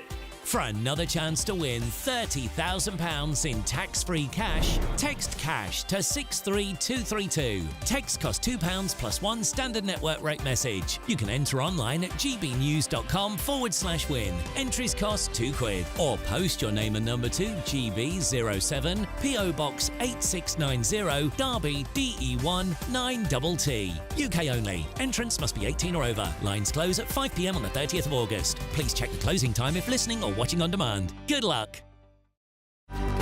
Good afternoon, Britain. Your lunchtime update on the stories that matter across the UK. From breaking news and insightful analysis, inspiring stories and lively debates. You're comparing yourself to a former Prime Minister. Which is it? Stay informed, stay updated, stay entertained. I just don't know how anyone would not want to be there. Every weekday from midday. We are Good Afternoon Britain, only on GB News. Britain's news channel. Welcome to State of the Nation, daily plunge into the stories shaping our country. I'm Jacob Rees-Mogg, and Monday to Thursday we bring you the insights, the facts, the truth about how our country is being governed. Because what happens in Downing Street matters down your street. Tune in to State of the Nation every Monday to Thursday, 8 to 9 o'clock. Only on GB News, the People's Channel, Britain's news channel. Join me, Camilla Tominey, for a frank and honest discussion with those in power that cuts through the spin and gets to the heart of the issues shaping our nation. You haven't confirmed that you want to stand as leader, but you haven't ruled it out either. This report basically says that he's not fit to stand trial. Is he indecisive? Incompetent? I deliver the dose of reality Westminster needs. That's the Camilla Tominey Show at 9:30 every Sunday on GB News, the People's Channel, Britain's news channel. Hi there, I'm Michelle Dewberry and I'm going to take a second to tell you all about my show, Dubes & Co. We start off with the issues of the day. We then bring in both sides of the arguments. We get rid of the disrespect. And then you throw me into the mix. And trust me, I'll tell it exactly how it is. And then, of course, the magic ingredient, you at home. We mix it all together and what have we got, in my opinion, the best debate show in town. Monday to Friday, 6 till 7 on GB News, Britain's news channel.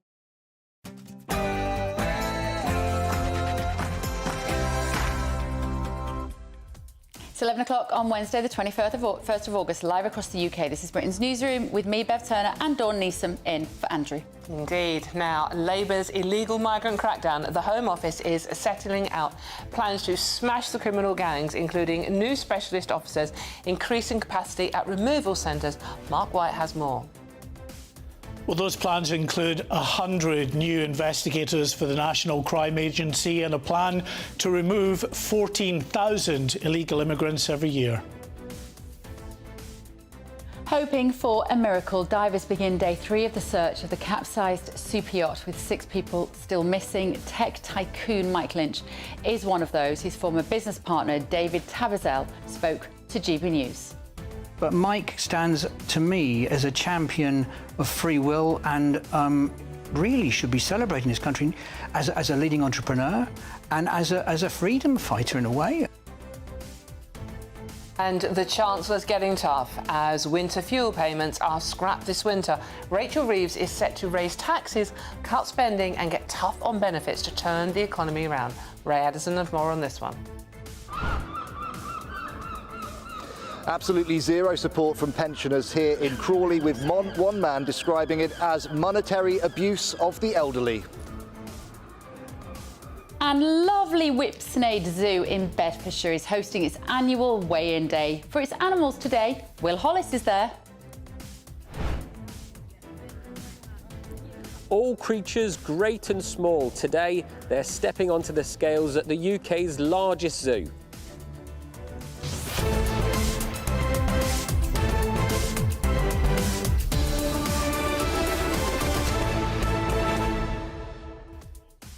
Don't forget, we want to hit... Oh, yeah, go on. Sorry, Dawn. It's not about us rabbiting on, it's about you, evidently.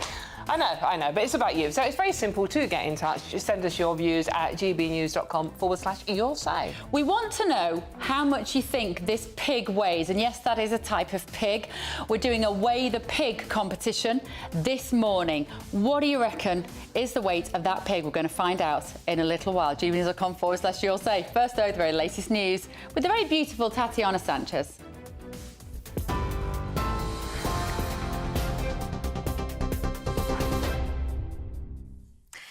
Bev, thank you very much and good morning. The top stories. A team of 4 British inspectors from the Marine Accident Investigation Branch have now arrived in Sicily, where they're expected to look at the site of the sinking yacht.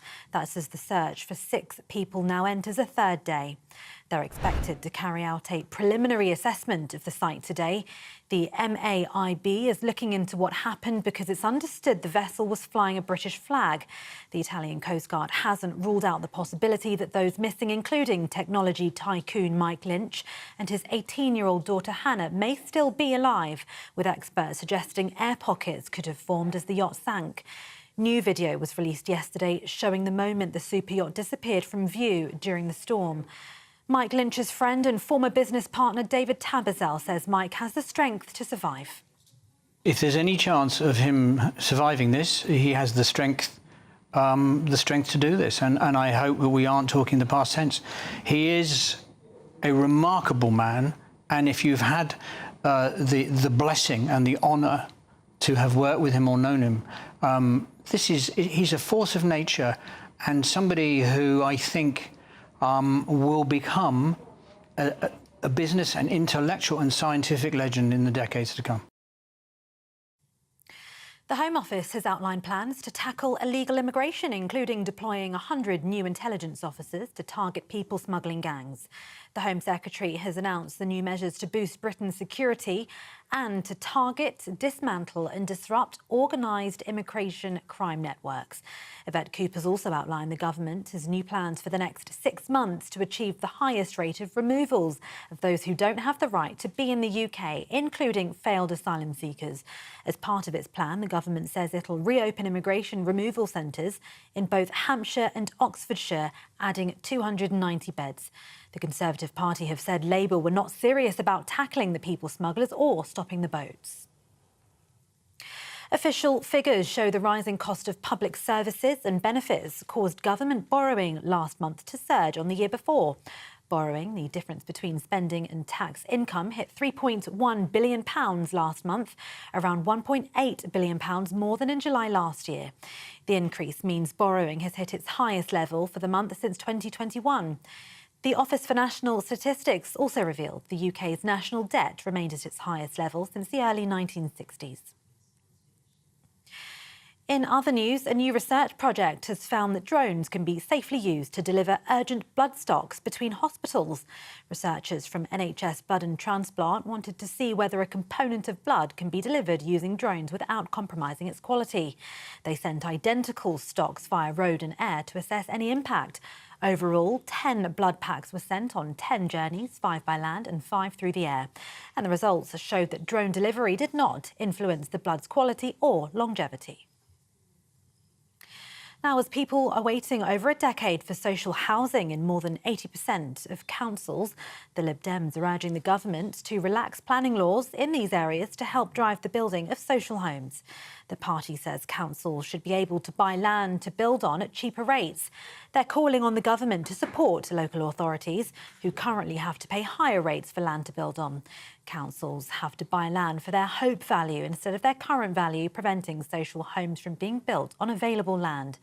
Housing spokesperson for the Lib Dems, Helen Morgan, told GB News that every government that's promised to build housing at scale has failed. We haven't built housing at scale since the 1950s. And that's why we've got, millions of people, 1.2 million people on social housing waiting lists, families that will have inappropriate housing. They're living in, 7 people in a 2-bedroomed house is one case that I'm trying to deal with at the moment. We need to recognise that young people need somewhere to live. And I think that immigration is a factor, but it's not the primary driver. We have just failed to build housing for the modern generation. And Romanian police have raided the home of internet personality Andrew Tate as part of a new investigation into crimes including human trafficking and money laundering. Andrew Tate has been accused of having formed an organised criminal network in early 2021 in Romania and in Britain, along with his brother Tristan. They've denied the charges and a trial date hasn't yet been set. Prosecutors allege that 37-year-old Tate, his 36-year-old brother and 2 women set up a criminal organisation and sexually exploited several victims. Those are the latest GB News headlines for now. I'm Tatiana Sanchez. More from me in half an hour. For the very latest GB News direct to your smartphone, sign up to News Alerts by scanning the QR code or go to gbnews.com/alerts.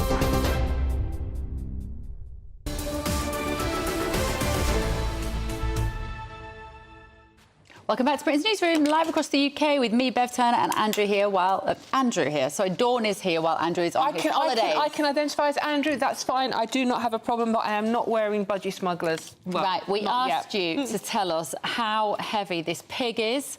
Online, this is called a Baby Rusa pig. If you're a pig expert, do let us know. Paul has said he thinks it's 47 kilograms. Lots in the same area. Sparky Gaza says 50 kilograms. Just to be clear, 47 kilograms is 103 pounds. For those of you out there. I'm surprised that everybody's sending the weight in kilos, actually. It's a lot of bacon. And DVH says 32 kilograms. Let me tell you what that is in stones. Hold the line, caller. I will just tell you what that is in stones. So 7 stones is 47 kilograms. Oh, that's quite a lot then, isn't it? Quite a few of you are around that area. Yeah. DVH, 32 kilograms. So just a bit less? Yeah, they're all roughly in 47 kilograms coming in here. Well, we don't actually know the answer to it yet, by the way. Not yet, but we will let you know. And I also like the fact that Janet has messaged to say there are old people in their 90s who've eaten ham, bacon and full-fat food. It can't be that dangerous. Which is maybe a slightly inappropriate segue, but there we go. Yeah, absolutely. Yeah, absolutely. I agree. But I do like this. I do like this message. Will, our lovely reporter down at Whipsmade, sorry, I've lost your name on here, but Sarah, please tell Will to keep moving around as he looks like a mushroom in that hat, and pigs eat mushrooms. Oh, poor Will.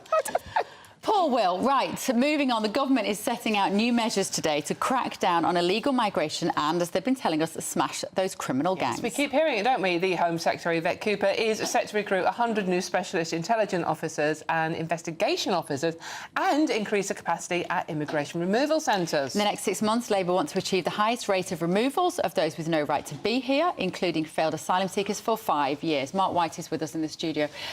Grand plans or everything we've heard before, Mark? Well, it doesn't really matter what government you've got in office. There's always an element of smoke and mirrors, or as the government would prefer it to be described as, accentuating the positive here.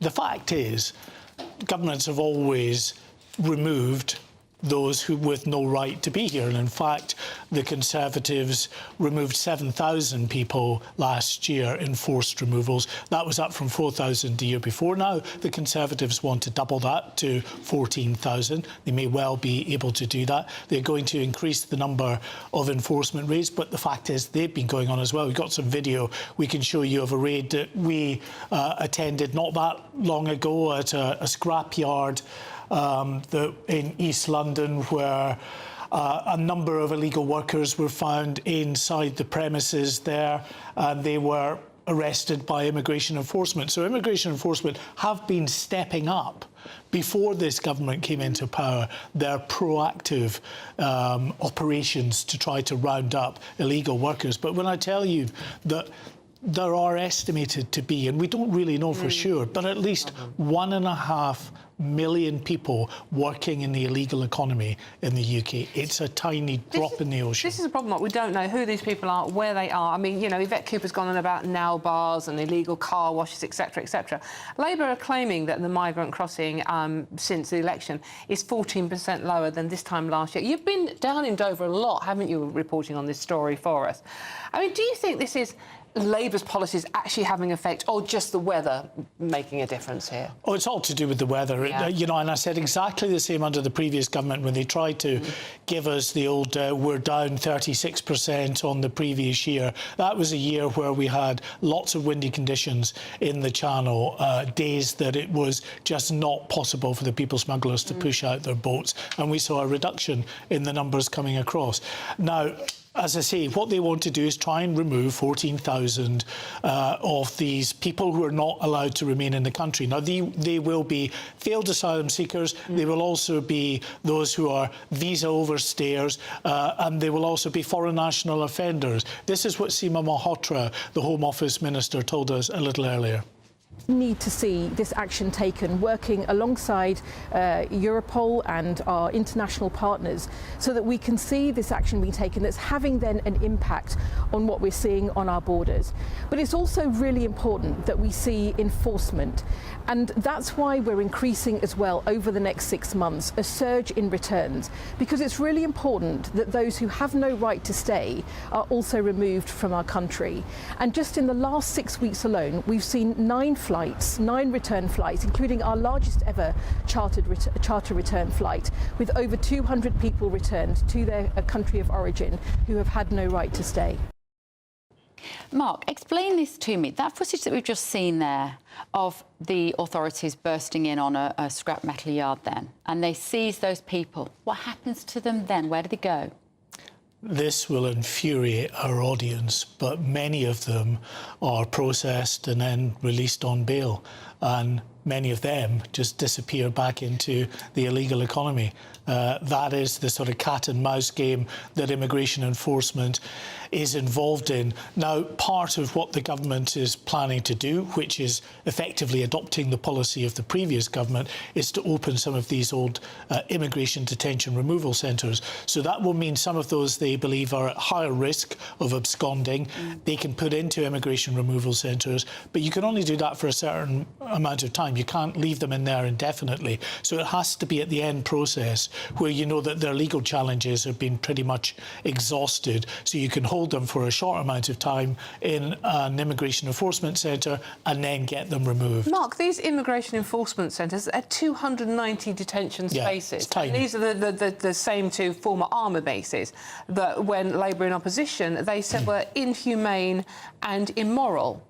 What's different? I mean, how's it? The figures just don't add up. 290 spaces. Well, we need to make the distinction. These are different. So you've got the former military bases, such as Wethersfield and RAF Scampton, where they were holding asylum seekers. These are immigration enforcement centres. They've always existed under multiple governments, and they are the places when you're deemed to be illegal, either a visa overstayer, a foreign national offender that's just been released and they want to return you to your home country, or a failed asylum seeker, for instance, and they believe you might not turn up for your plane to be deported, you're held in these centres. And they have always been, you know, sort of former prisons, former psychiatric hospitals, things like that have been converted into these immigration enforcement centres. So Labour might not like that, you know, issue of locking up people, but they realise within a government where you have to have control of your borders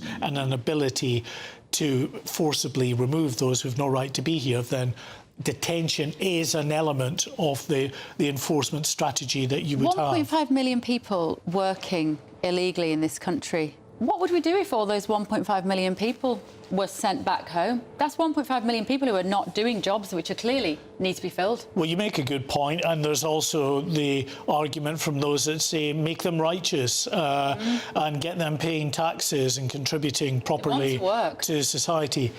That's one argument. The counter-argument to that is it then becomes a free-for-all of people thinking, I can come to the UK, I'm going to get an amnesty and I can stay.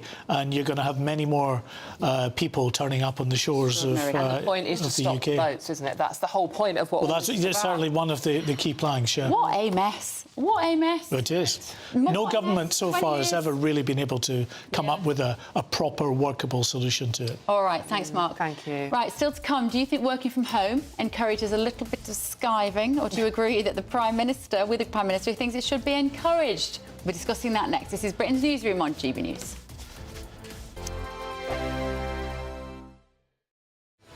I'm Patrick Christie's. Every weeknight from 9, I bring you 2 hours of unmissable, explosive debate and headline-grabbing interviews. What impact has that had? We got death threats and the bomb threats on. As time passes, she could have said storm. You made my argument for me. My guest and I tackle the issues that really matter, with a sharp take on every story. Went everywhere. Something practical could be done. Or I can become something different. Patrick Christie's tonight from 9 p.m. only on GB News, Britain's news channel. This is GB News, Britain's news channel. Ben, do you like baking? Baking? Only flapjack. Why flapjack? It's just a childhood favourite. Otherwise, no, I don't have time to do anything, no. Yeah. No, do you? I love baking. Really? Yeah, I find it really relaxing. You never bring in any treats for me. I know, I was thinking Scones that's or next, cakes? isn't it? Scones. Oh, it's my birthday next week. Is it? Yeah. Oh. You know what to do? I've You're not really here, dug are a you? hole for myself now, haven't I? No, I actually am here next week. OK, well, you know what to do then. OK. I'm delighted to say that we're joined now by JP from Bridget's Bakery. BB is the brand, is the face, is the smile. She originated the motto, making London smile, so that's what we try to do on board of our lovely buses and in our shops. Which is probably the most British thing you could imagine. Yes, we try to do a 3-in-1. We try to really embrace all of the culture and history, so Roadmaster buses, 1970s. Oh, nice pictures. We have the full afternoon tea, 1700. JP, is it scone or scone? And also, where does the word come from? Ben. Is it of French origin? Ben, how very dare you asking me? Are you trying to actually put me under the spotlight? I would say, according to a Belgian person, it's scone. Scone. Exactly. Oh, that's what so I like to do a mix of both.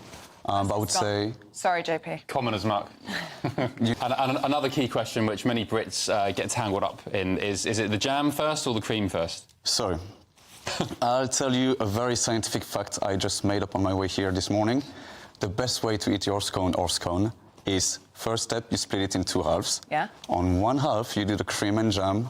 The other half, the jam and cream. Oh, no. Then, if you feel like people are looking at you, you should squash it together. And if really the tension is quite high, you should give your scone to the nearest person holding a chef jacket. There you go. That sounds too diplomatic. Yeah. The People's Channel. Are the newspapers getting you down? My wife didn't divorce me that month. Struggling to separate the wheat from the chaff? I know that it's a bit of a circus at the best of times. Well, don't worry. Headliners has got you covered. We'll take the burden of reading the day's news, and if we get depressed, who cares? It's an occupational hazard, frankly. That's Headliners on GB News from 11 p.m. till midnight, and the following morning, 5 till 6 a.m. on GB News, the comedy channel. Nah, just kidding. Britain's news channel.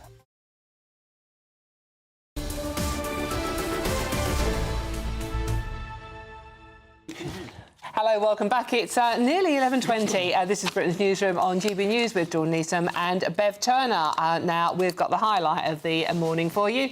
It's broadcaster Mike Parry and former Labour MP Stephen Pound in the studio going through those newspaper stories. Highlight's a fairly low bar.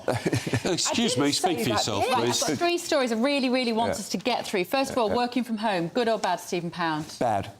Really? Yeah, I'm sorry. There's this big theory, isn't it? I mean, Keir Starmer actually said it this week, that you can actually increase productivity from working from home, but that you miss out on so much, that interaction, people getting ideas off each other, bouncing schemes, not just gossip around the water cooler. I think the idea is that you should actually have that human interaction. The idea that people are sitting there in their pyjamas, working from home, and how do we know they are working? We wonder why people are getting depressed, Mike. Yeah. You know, I do have some sympathy for this. As a mum, particularly when the kids were younger, the idea that you could have done some work from home, just run them around the corner to the nursery, get back on your computer, saving all that commuting time, lovely. Special circumstances, that, and I'd be sympathetic to that if I was a boss as well. But the idea that you can pick and choose where you work when somebody else is paying you your wages, and of course my big bugbear is the civil service. The civil service have adopted it almost as a right. Of course we can work from home. Why shouldn't we? We run the country. Yeah, but we pay for you run the country, and you run it very very badly. It's a disaster. It's the end of civilised working as we know it. It could be the end of humanity, to not make an exaggeration, because where do you meet your future partners, your wives and your girlfriends? Exactly. Human beings are social animals. They're social creatures. And you can actually increase productivity, I think, just by figuring, a number of times people in an office, they say, why don't we do it this way? Why don't we do it that way? And you can... You bounce off one another. Of course you do. Of course you do. Bouncing was what I was looking for. Yeah, you get half an idea here. Right, let's also move on to, please, can we, the least attractive male hobbies, Dawn? I love this. Yes, indeedy. OK, so the least attractive male hobbies, according to women. Right, OK, evidently, in at number 1 is playing video games. Number 2, collecting figurines. Collecting figurines? It's like things like Warhammer, things like that, you know, it's a boy thing. Magic tricks in at number 3, online trolling at number 4, gambling at number 5, building model trains, taxidermy and comic book collecting. Boys, what do you make of this? If my daughter came back and said, this is my new boyfriend, he's into stuffing dead animals, I'd want to have a word. Yeah, exactly. You've got this thing there about model trains. Well, look, Rod Stewart, one of the greatest living human beings. Yes. He's wherever he goes, he actually carries a massive, great train set with him. Well, he's got a huge... He brought it back from California. He had it in his home in LA, OK?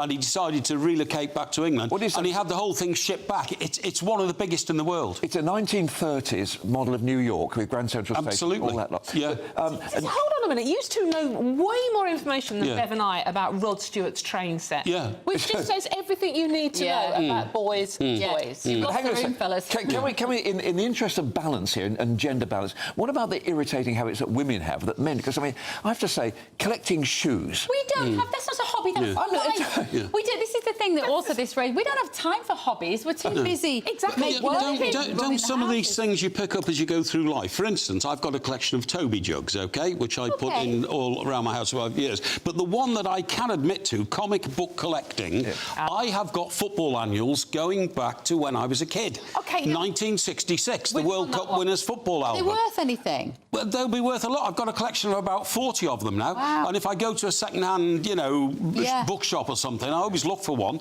And they're beautiful pieces of historical childhood memory, you know? The complete collection of Conan the Barbarian.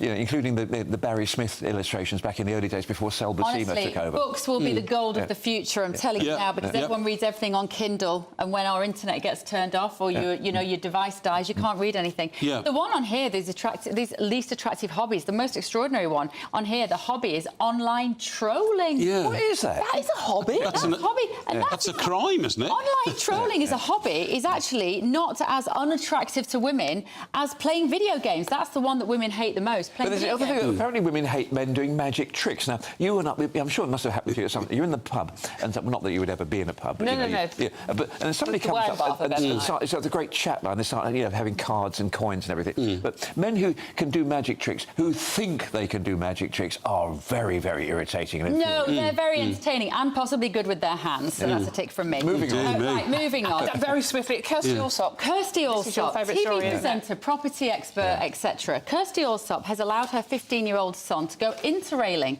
this summer, and it's caused absolute controversy. People saying too young to allow somebody to go off. So for 3 weeks, he went off with a 16-year-old friend of his, jumping on and off trains, seeing Europe. And she said, I'm very proud of him. Too young, Mike? Well, I think that's a parental decision.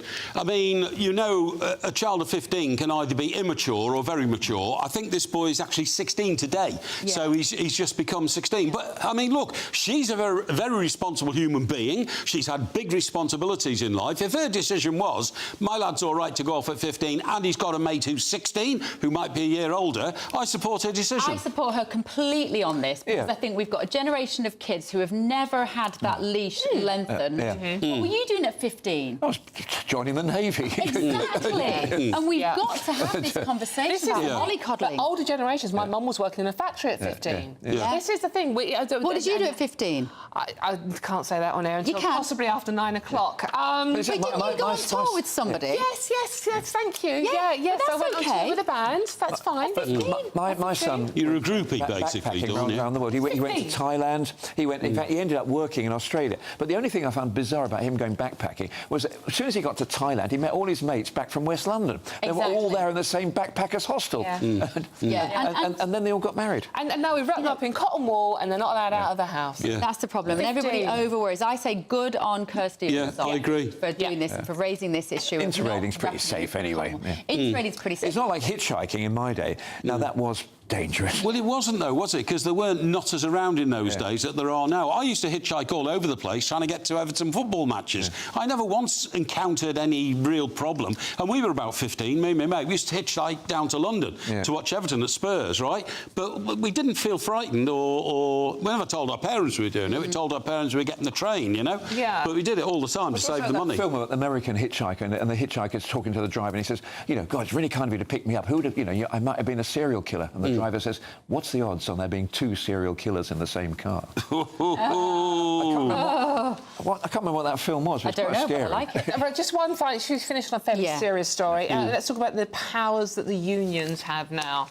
Under the new Labour government. I mean, shock horror. Who'd have thought, eh? Yeah, well, what gets me about this is, look, we always knew that Angela Rayner wanted to push for, you know, stronger union powers, more red tape, more protection of the worker. The paragraph in this story, which frightens me to death, is to encourage unions to start operating in the private sector. That's what terrifies me to death, because the private sector generates all the wealth in this country, which governments then take in taxes and waste. If you start attacking the private sector by saying you've got to have union representation, I worked in Birmingham in the 70s and saw the motor industry wrecked by the introduction of unions. Dawn and I worked in the newspaper industry in the 80s and saw it wrecked by the unions getting into good private businesses and turning them to dust, absolutely to dust. Mike, all the evidence is that if you've actually got a contented workforce, actually they produce more. The most unionised workforce in Europe is the German car manufacturers. You know, they are completely unionised. IG Metall represents all of them, and they happen to be pretty damned efficient at it. I think, I have to say, when I read that the Transport Salaried Staff Association is asking for 38 days off holiday a year, I thought, that is actually taking the mick a little bit. But I'm in favour of having a proper, contented workforce, and if it takes a union to do that, because... I don't agree. The unions in this country are excessively left-wing, they're excessively political. Do you not agree that the British motor industry was destroyed by Red Robbo and the communist union barons? Well, it's destroyed pretty much by Japan and South Korea. Sorry? The Japanese and South Korea... But that's because it didn't work in this country because of labour restrictions and people going out on strike all the time. They were always out on strike. They could go out on strike if they went to the canteen and the table had been moved 2 feet to the right. It was ludicrous. And that's the sort of thing that will happen again. Believe me, I know. That relationship between the worker and the massive transnational corporations, because we're getting small and medium-sized businesses are closing on record levels in every country around the world. It's not just here. Whilst the massive behemoths of business get bigger and bigger. I am inclined now to think we're going to need unions more. But you have to have somebody to actually level the playing field. Somebody's actually got to speak up for the workforce in this particular case, because when you get people make a decision in San Francisco or California and jobs disappear on the other side of the world, somebody's actually got to have some sort of strength, equivalent strength. I'm talking about small businesses. I'm talking about small and medium businesses. My mate used to get... left, mate. They've all closed down. No. My mate gets up at 4:30 every morning and makes 3,000 sandwiches, which are then distributed around town. 3,000. Not ham sandwiches. No, with his workforce, right? And a lot of them are people who've come from overseas. Everything was going fine until somebody from a union arrived and started recruiting his workers into the union. And ever since, they've started asking for different and more beneficial conditions in the workplace. Is that bad? It's very bad if it stops production of sandwiches, which it does in his case. I think the problem here is when you're talking about big corporations running the world and running things, unions become big corporations because they're run by human beings and power creates... Well, unions are very powerful in America, aren't they? America's supposed to be the land of the free, and yet the unions run all sorts of industries there. Waste collection... there's only 3 unions in America, you know, basically the teachers, the Teamsters, you know, and the dockers. I mean, there's not that many. Well, no, but the Teamsters themselves control a lot of the work that goes into local authorities. But don't forget, a lot of American states have no union rules. They have what we call red dog rules, where there's nobody's allowed to actually be in a union. I think this debate, actually, about big business and the the workers is almost going to be the defining characteristic of the next 10 years. With AI particularly getting rid of so many jobs, traditional workforce. What are we going to do with our workforce? What are we going to do with people who want to work and don't have a job for them? So, right, gentlemen, thank you. Is that it? Thank you very much. How much did the pig weigh? We're going to get to the pig. Do you want to have a quick guess? In about 15 minutes. Do you want to have a quick guess? How much does a pig weigh? 40 kilos? No, much more. That pig will weigh 120 kilos. Right, so that's it. You put your hat in the ring with that one, fella. So how many ham sandwiches could he make out of it? I knew you were going to do that one. How many ham sandwiches can you make out of that? Here's Tatiana Sanchez with your news headlines.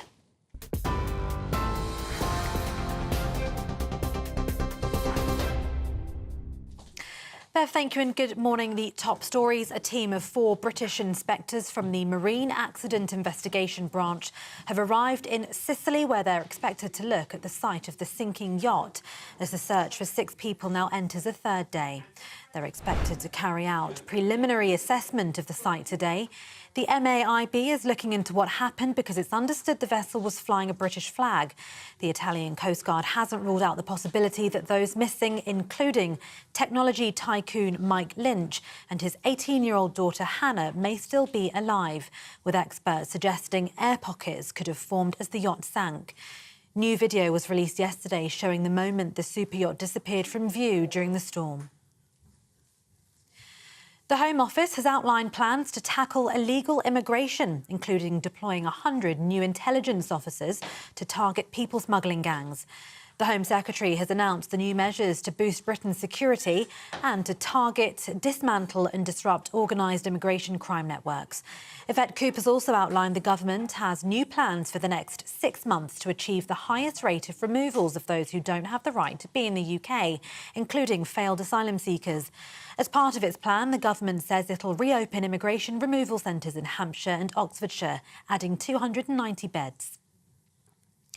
Official figures show the rising cost of public services and benefits caused government borrowing last month to surge on the year before. Borrowing hit £3.1 billion last month, around £1.8 billion more than in July last year. The increase means borrowing has hit its highest level for the month since 2021. The ONS also revealed the UK's national debt remained at its highest level since the early 1960s. And Romanian police have raided the home of internet personality Andrew Tate as part of a new investigation into crimes including human trafficking and money laundering. Andrew Tate has been accused of having formed an organised criminal network in early 2021 in Romania and in Britain, along with his brother Tristan. They've both denied the charges and a trial date hasn't yet been set. Prosecutors allege that 37-year-old Tate, his 36-year-old brother and 2 women set up a criminal organisation and sexually exploited several victims. And those are the latest GB News headlines for now. I'm Tatiana Sanchez. More from me in half an hour. For the very latest GB News direct to your smartphone, sign up to News Alerts by scanning the QR code or go to gbnews.com/alerts.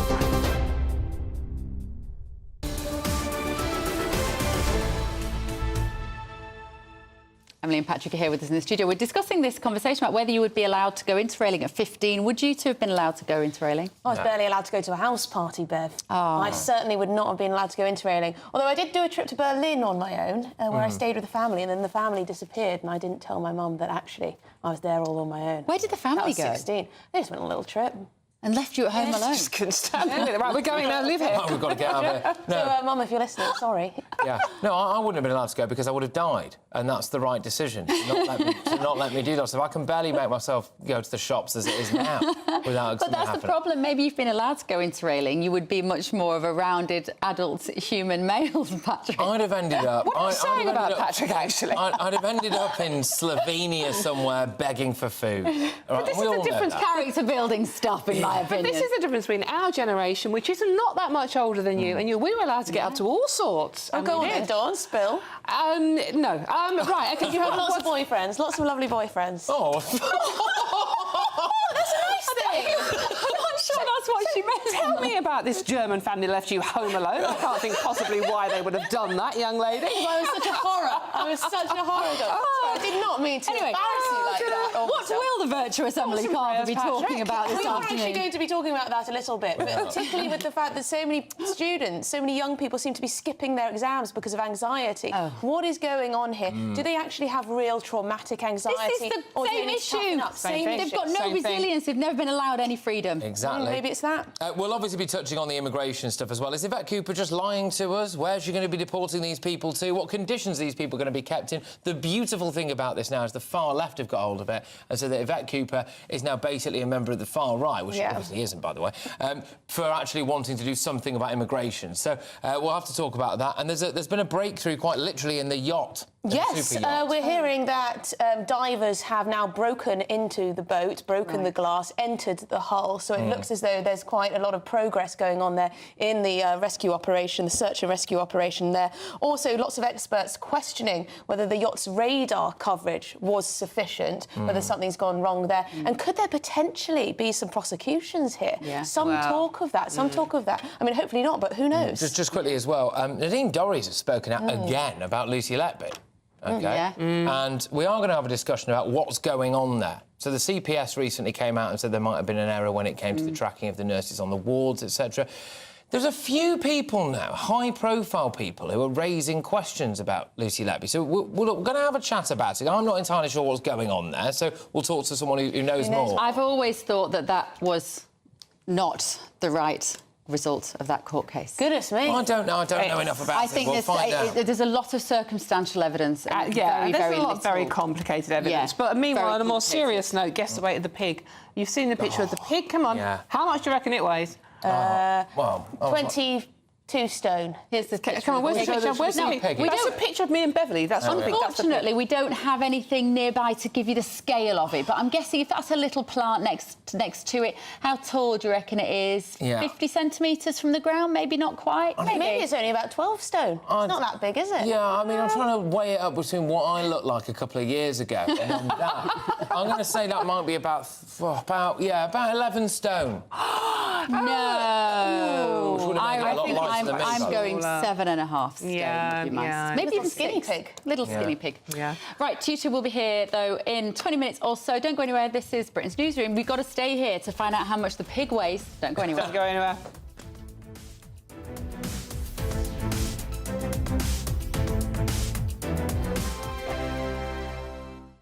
Hi there, and welcome to the latest forecast from the Met Office for GB News.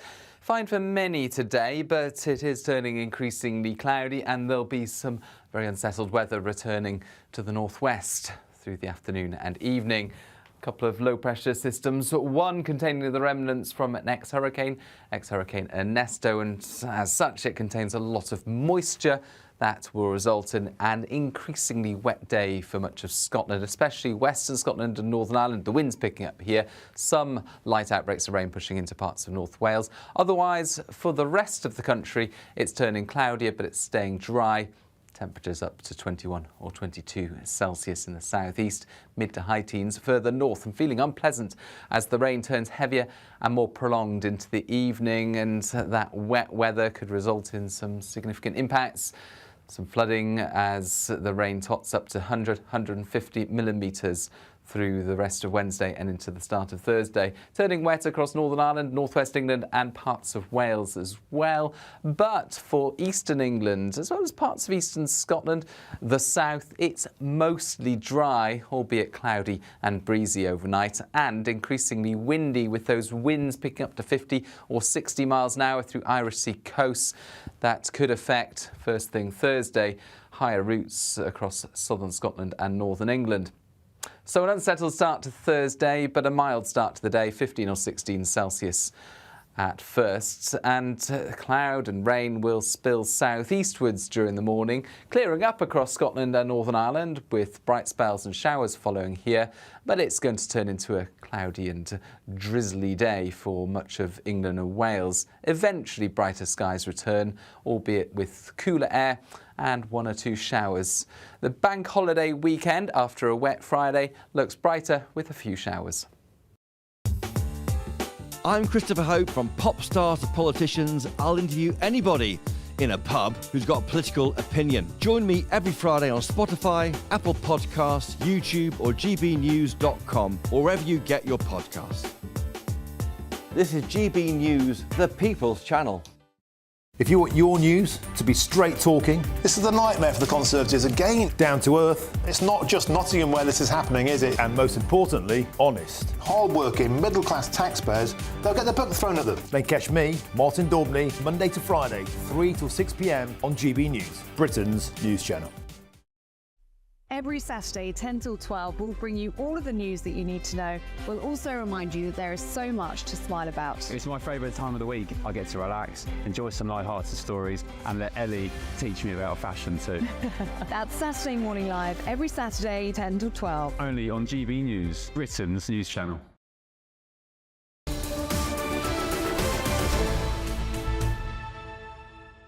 Welcome back to Britain's Newsroom. So the government is urging those at risk of losing their winter fuel payments to check if they're eligible for pension credit. It could reportedly help an estimated 800,000 low-income pensioners boost their bank account by almost £4,000. We're joined by reporter Ray Addison. So, Ray, just explain this to us. So, there must be a significant number of pensioners out there who just don't claim what they might be owed from the state, and there'll be all sorts of reasons for that, not least pride for the older generation who may have never claimed a penny in benefits. So the government encouraging them to come forward now and claim this. Yeah, absolutely. Well, MPs seem to be very actively trying to get people now to find out what they are owed. And it's not just pensions as well. All of us can go online and check through the government websites what we may or may not be eligible for. You can also go down to Citizens Advice Bureau as well. And often people are owed money which they simply are completely unaware of, or able to claim money which they're unaware of. And so the push now is for pensioners to really go and find out if they could be gaining more money for themselves, particularly with this announcement from Labour. Crawley here is a town of around 120,000 people. Around 13% of those are of pensionable age. I've been speaking to people here on the high street. Can't find a single person in support of this scheme, regardless of the age of the person that I talk to. And people say it's really disgusting. In fact, one person came up to me who is a carer, and she says that the people that she's been caring for many years now are really, really struggling, and this is like a hammer blow for them. You've got to remember, this is was a Conservative constituency for the last 14 years. It went to Labour in the last election, and some Labour voters that I'm speaking to here are saying that they feel really let down. Let's hear from the people of Crawley. I've got friends that are struggling anyway, so without that winter fuel payment, they're going to be in really trouble. It's such a fine line of approximately £20 or so between getting it and not getting it. And I think a lot of people are going to struggle that are very much on that borderline. The doctors a big rise, giving the railway workers a big rise, and they're taking the money off of us, and I think that's disgusting. By the sounds of it, I'm going to get no payment this year, which I'm very deflated about, because, you know, we're the people who should be helping. Well, many pensioners that I'm speaking here today in Crawley telling me that they are already struggling, and this will only make things worse for them. They expect to go back into debt. They tell me they're urging the government to look at the tax credit limit. Of course, if you're on that border by £5, £10, £20, you are going to lose out where really you could do with that extra money. And they think it's disgusting that I've been told where other people are getting salary increases, pay rises, such as doctors and those who work in the rail industry. Thank you very much, Ray. Ray Addison there. You know, I can't imagine this is easy for the elderly to go on and find it. It really, this is the problem with this. There are 850,000 eligible pensioners who do not claim, OK? Some of them are too proud. They don't want to. Some of them don't understand what they're entitled to, and some of them do understand and have tried, Bev, and it is so complicated. You know, my father-in-law, coming up to 90, it's like you go online, they send a code to your phone. Pensioners aren't up to date with that technology. They just give up in the end. And they're also the generation that don't complain. Yeah, absolutely. No, it's not right. And this ethos towards go online, see what you can claim, see what you can get from the state. It's really not easy. No. Right. Up next, we're going to reveal how much this this pig weighs. It is called a babi rusa, is the breed of pig. Apparently it's found in the Indonesian islands, but not today. It's at Whipsnade Zoo, and we're going to be there in just a moment. Send your guesses, gbnews.com/your say. This is Britain's Newsroom on GB News.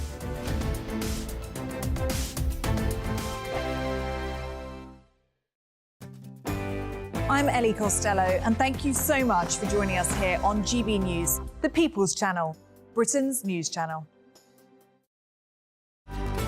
Good afternoon, Britain. Your lunchtime update on the stories that matter across the UK.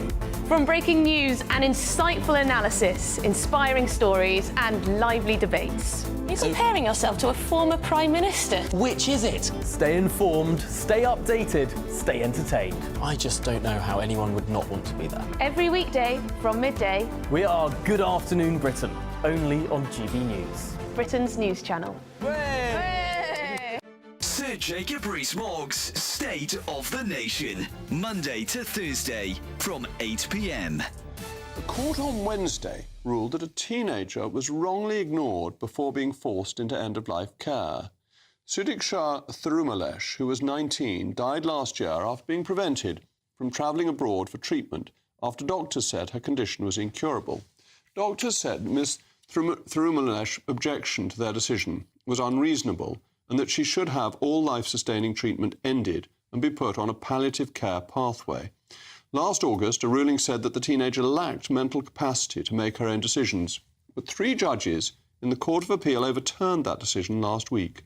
Lawyers said the move reaffirms the right of patients to disagree with their doctors. The teenager remained fully conscious while being treated by the University Hospitals Birmingham NHS Foundation Trust. Well, to discuss this tragic case, Sudiksha's father, Thirumalesh, and brother, Varshan, join me now. Thank you so much for joining me in these desperately sad circumstances. This is very important for other people who may find themselves in a similar position, that they will be able to make decisions about their own care with the support of their families, rather than the sometimes arrogance of the medical profession who think that they know best. So you must be, I hope, very reassured by this judgment that Sudiksha has achieved something for other people. Yes, definitely, because this arrogance transformed into cruelty towards my sister's care and ill treatment of the whole family. They think they are on the top of the hierarchical spectrum, and they treated us like we were on the bottom of the lower end of the chains, or rather as low class, but we ensured that our class remained. GB News, the People's Channel. I'm Arlene Foster on GB News, Britain's news channel.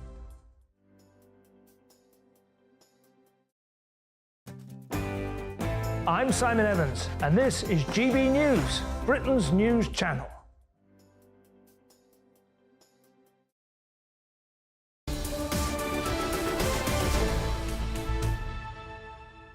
Right, it's weigh-in day at Whipsnade Zoo. What do you mean you don't know what I'm talking about? Everybody knows it's the day of the year when they have to weigh all the animals to see how healthy they are.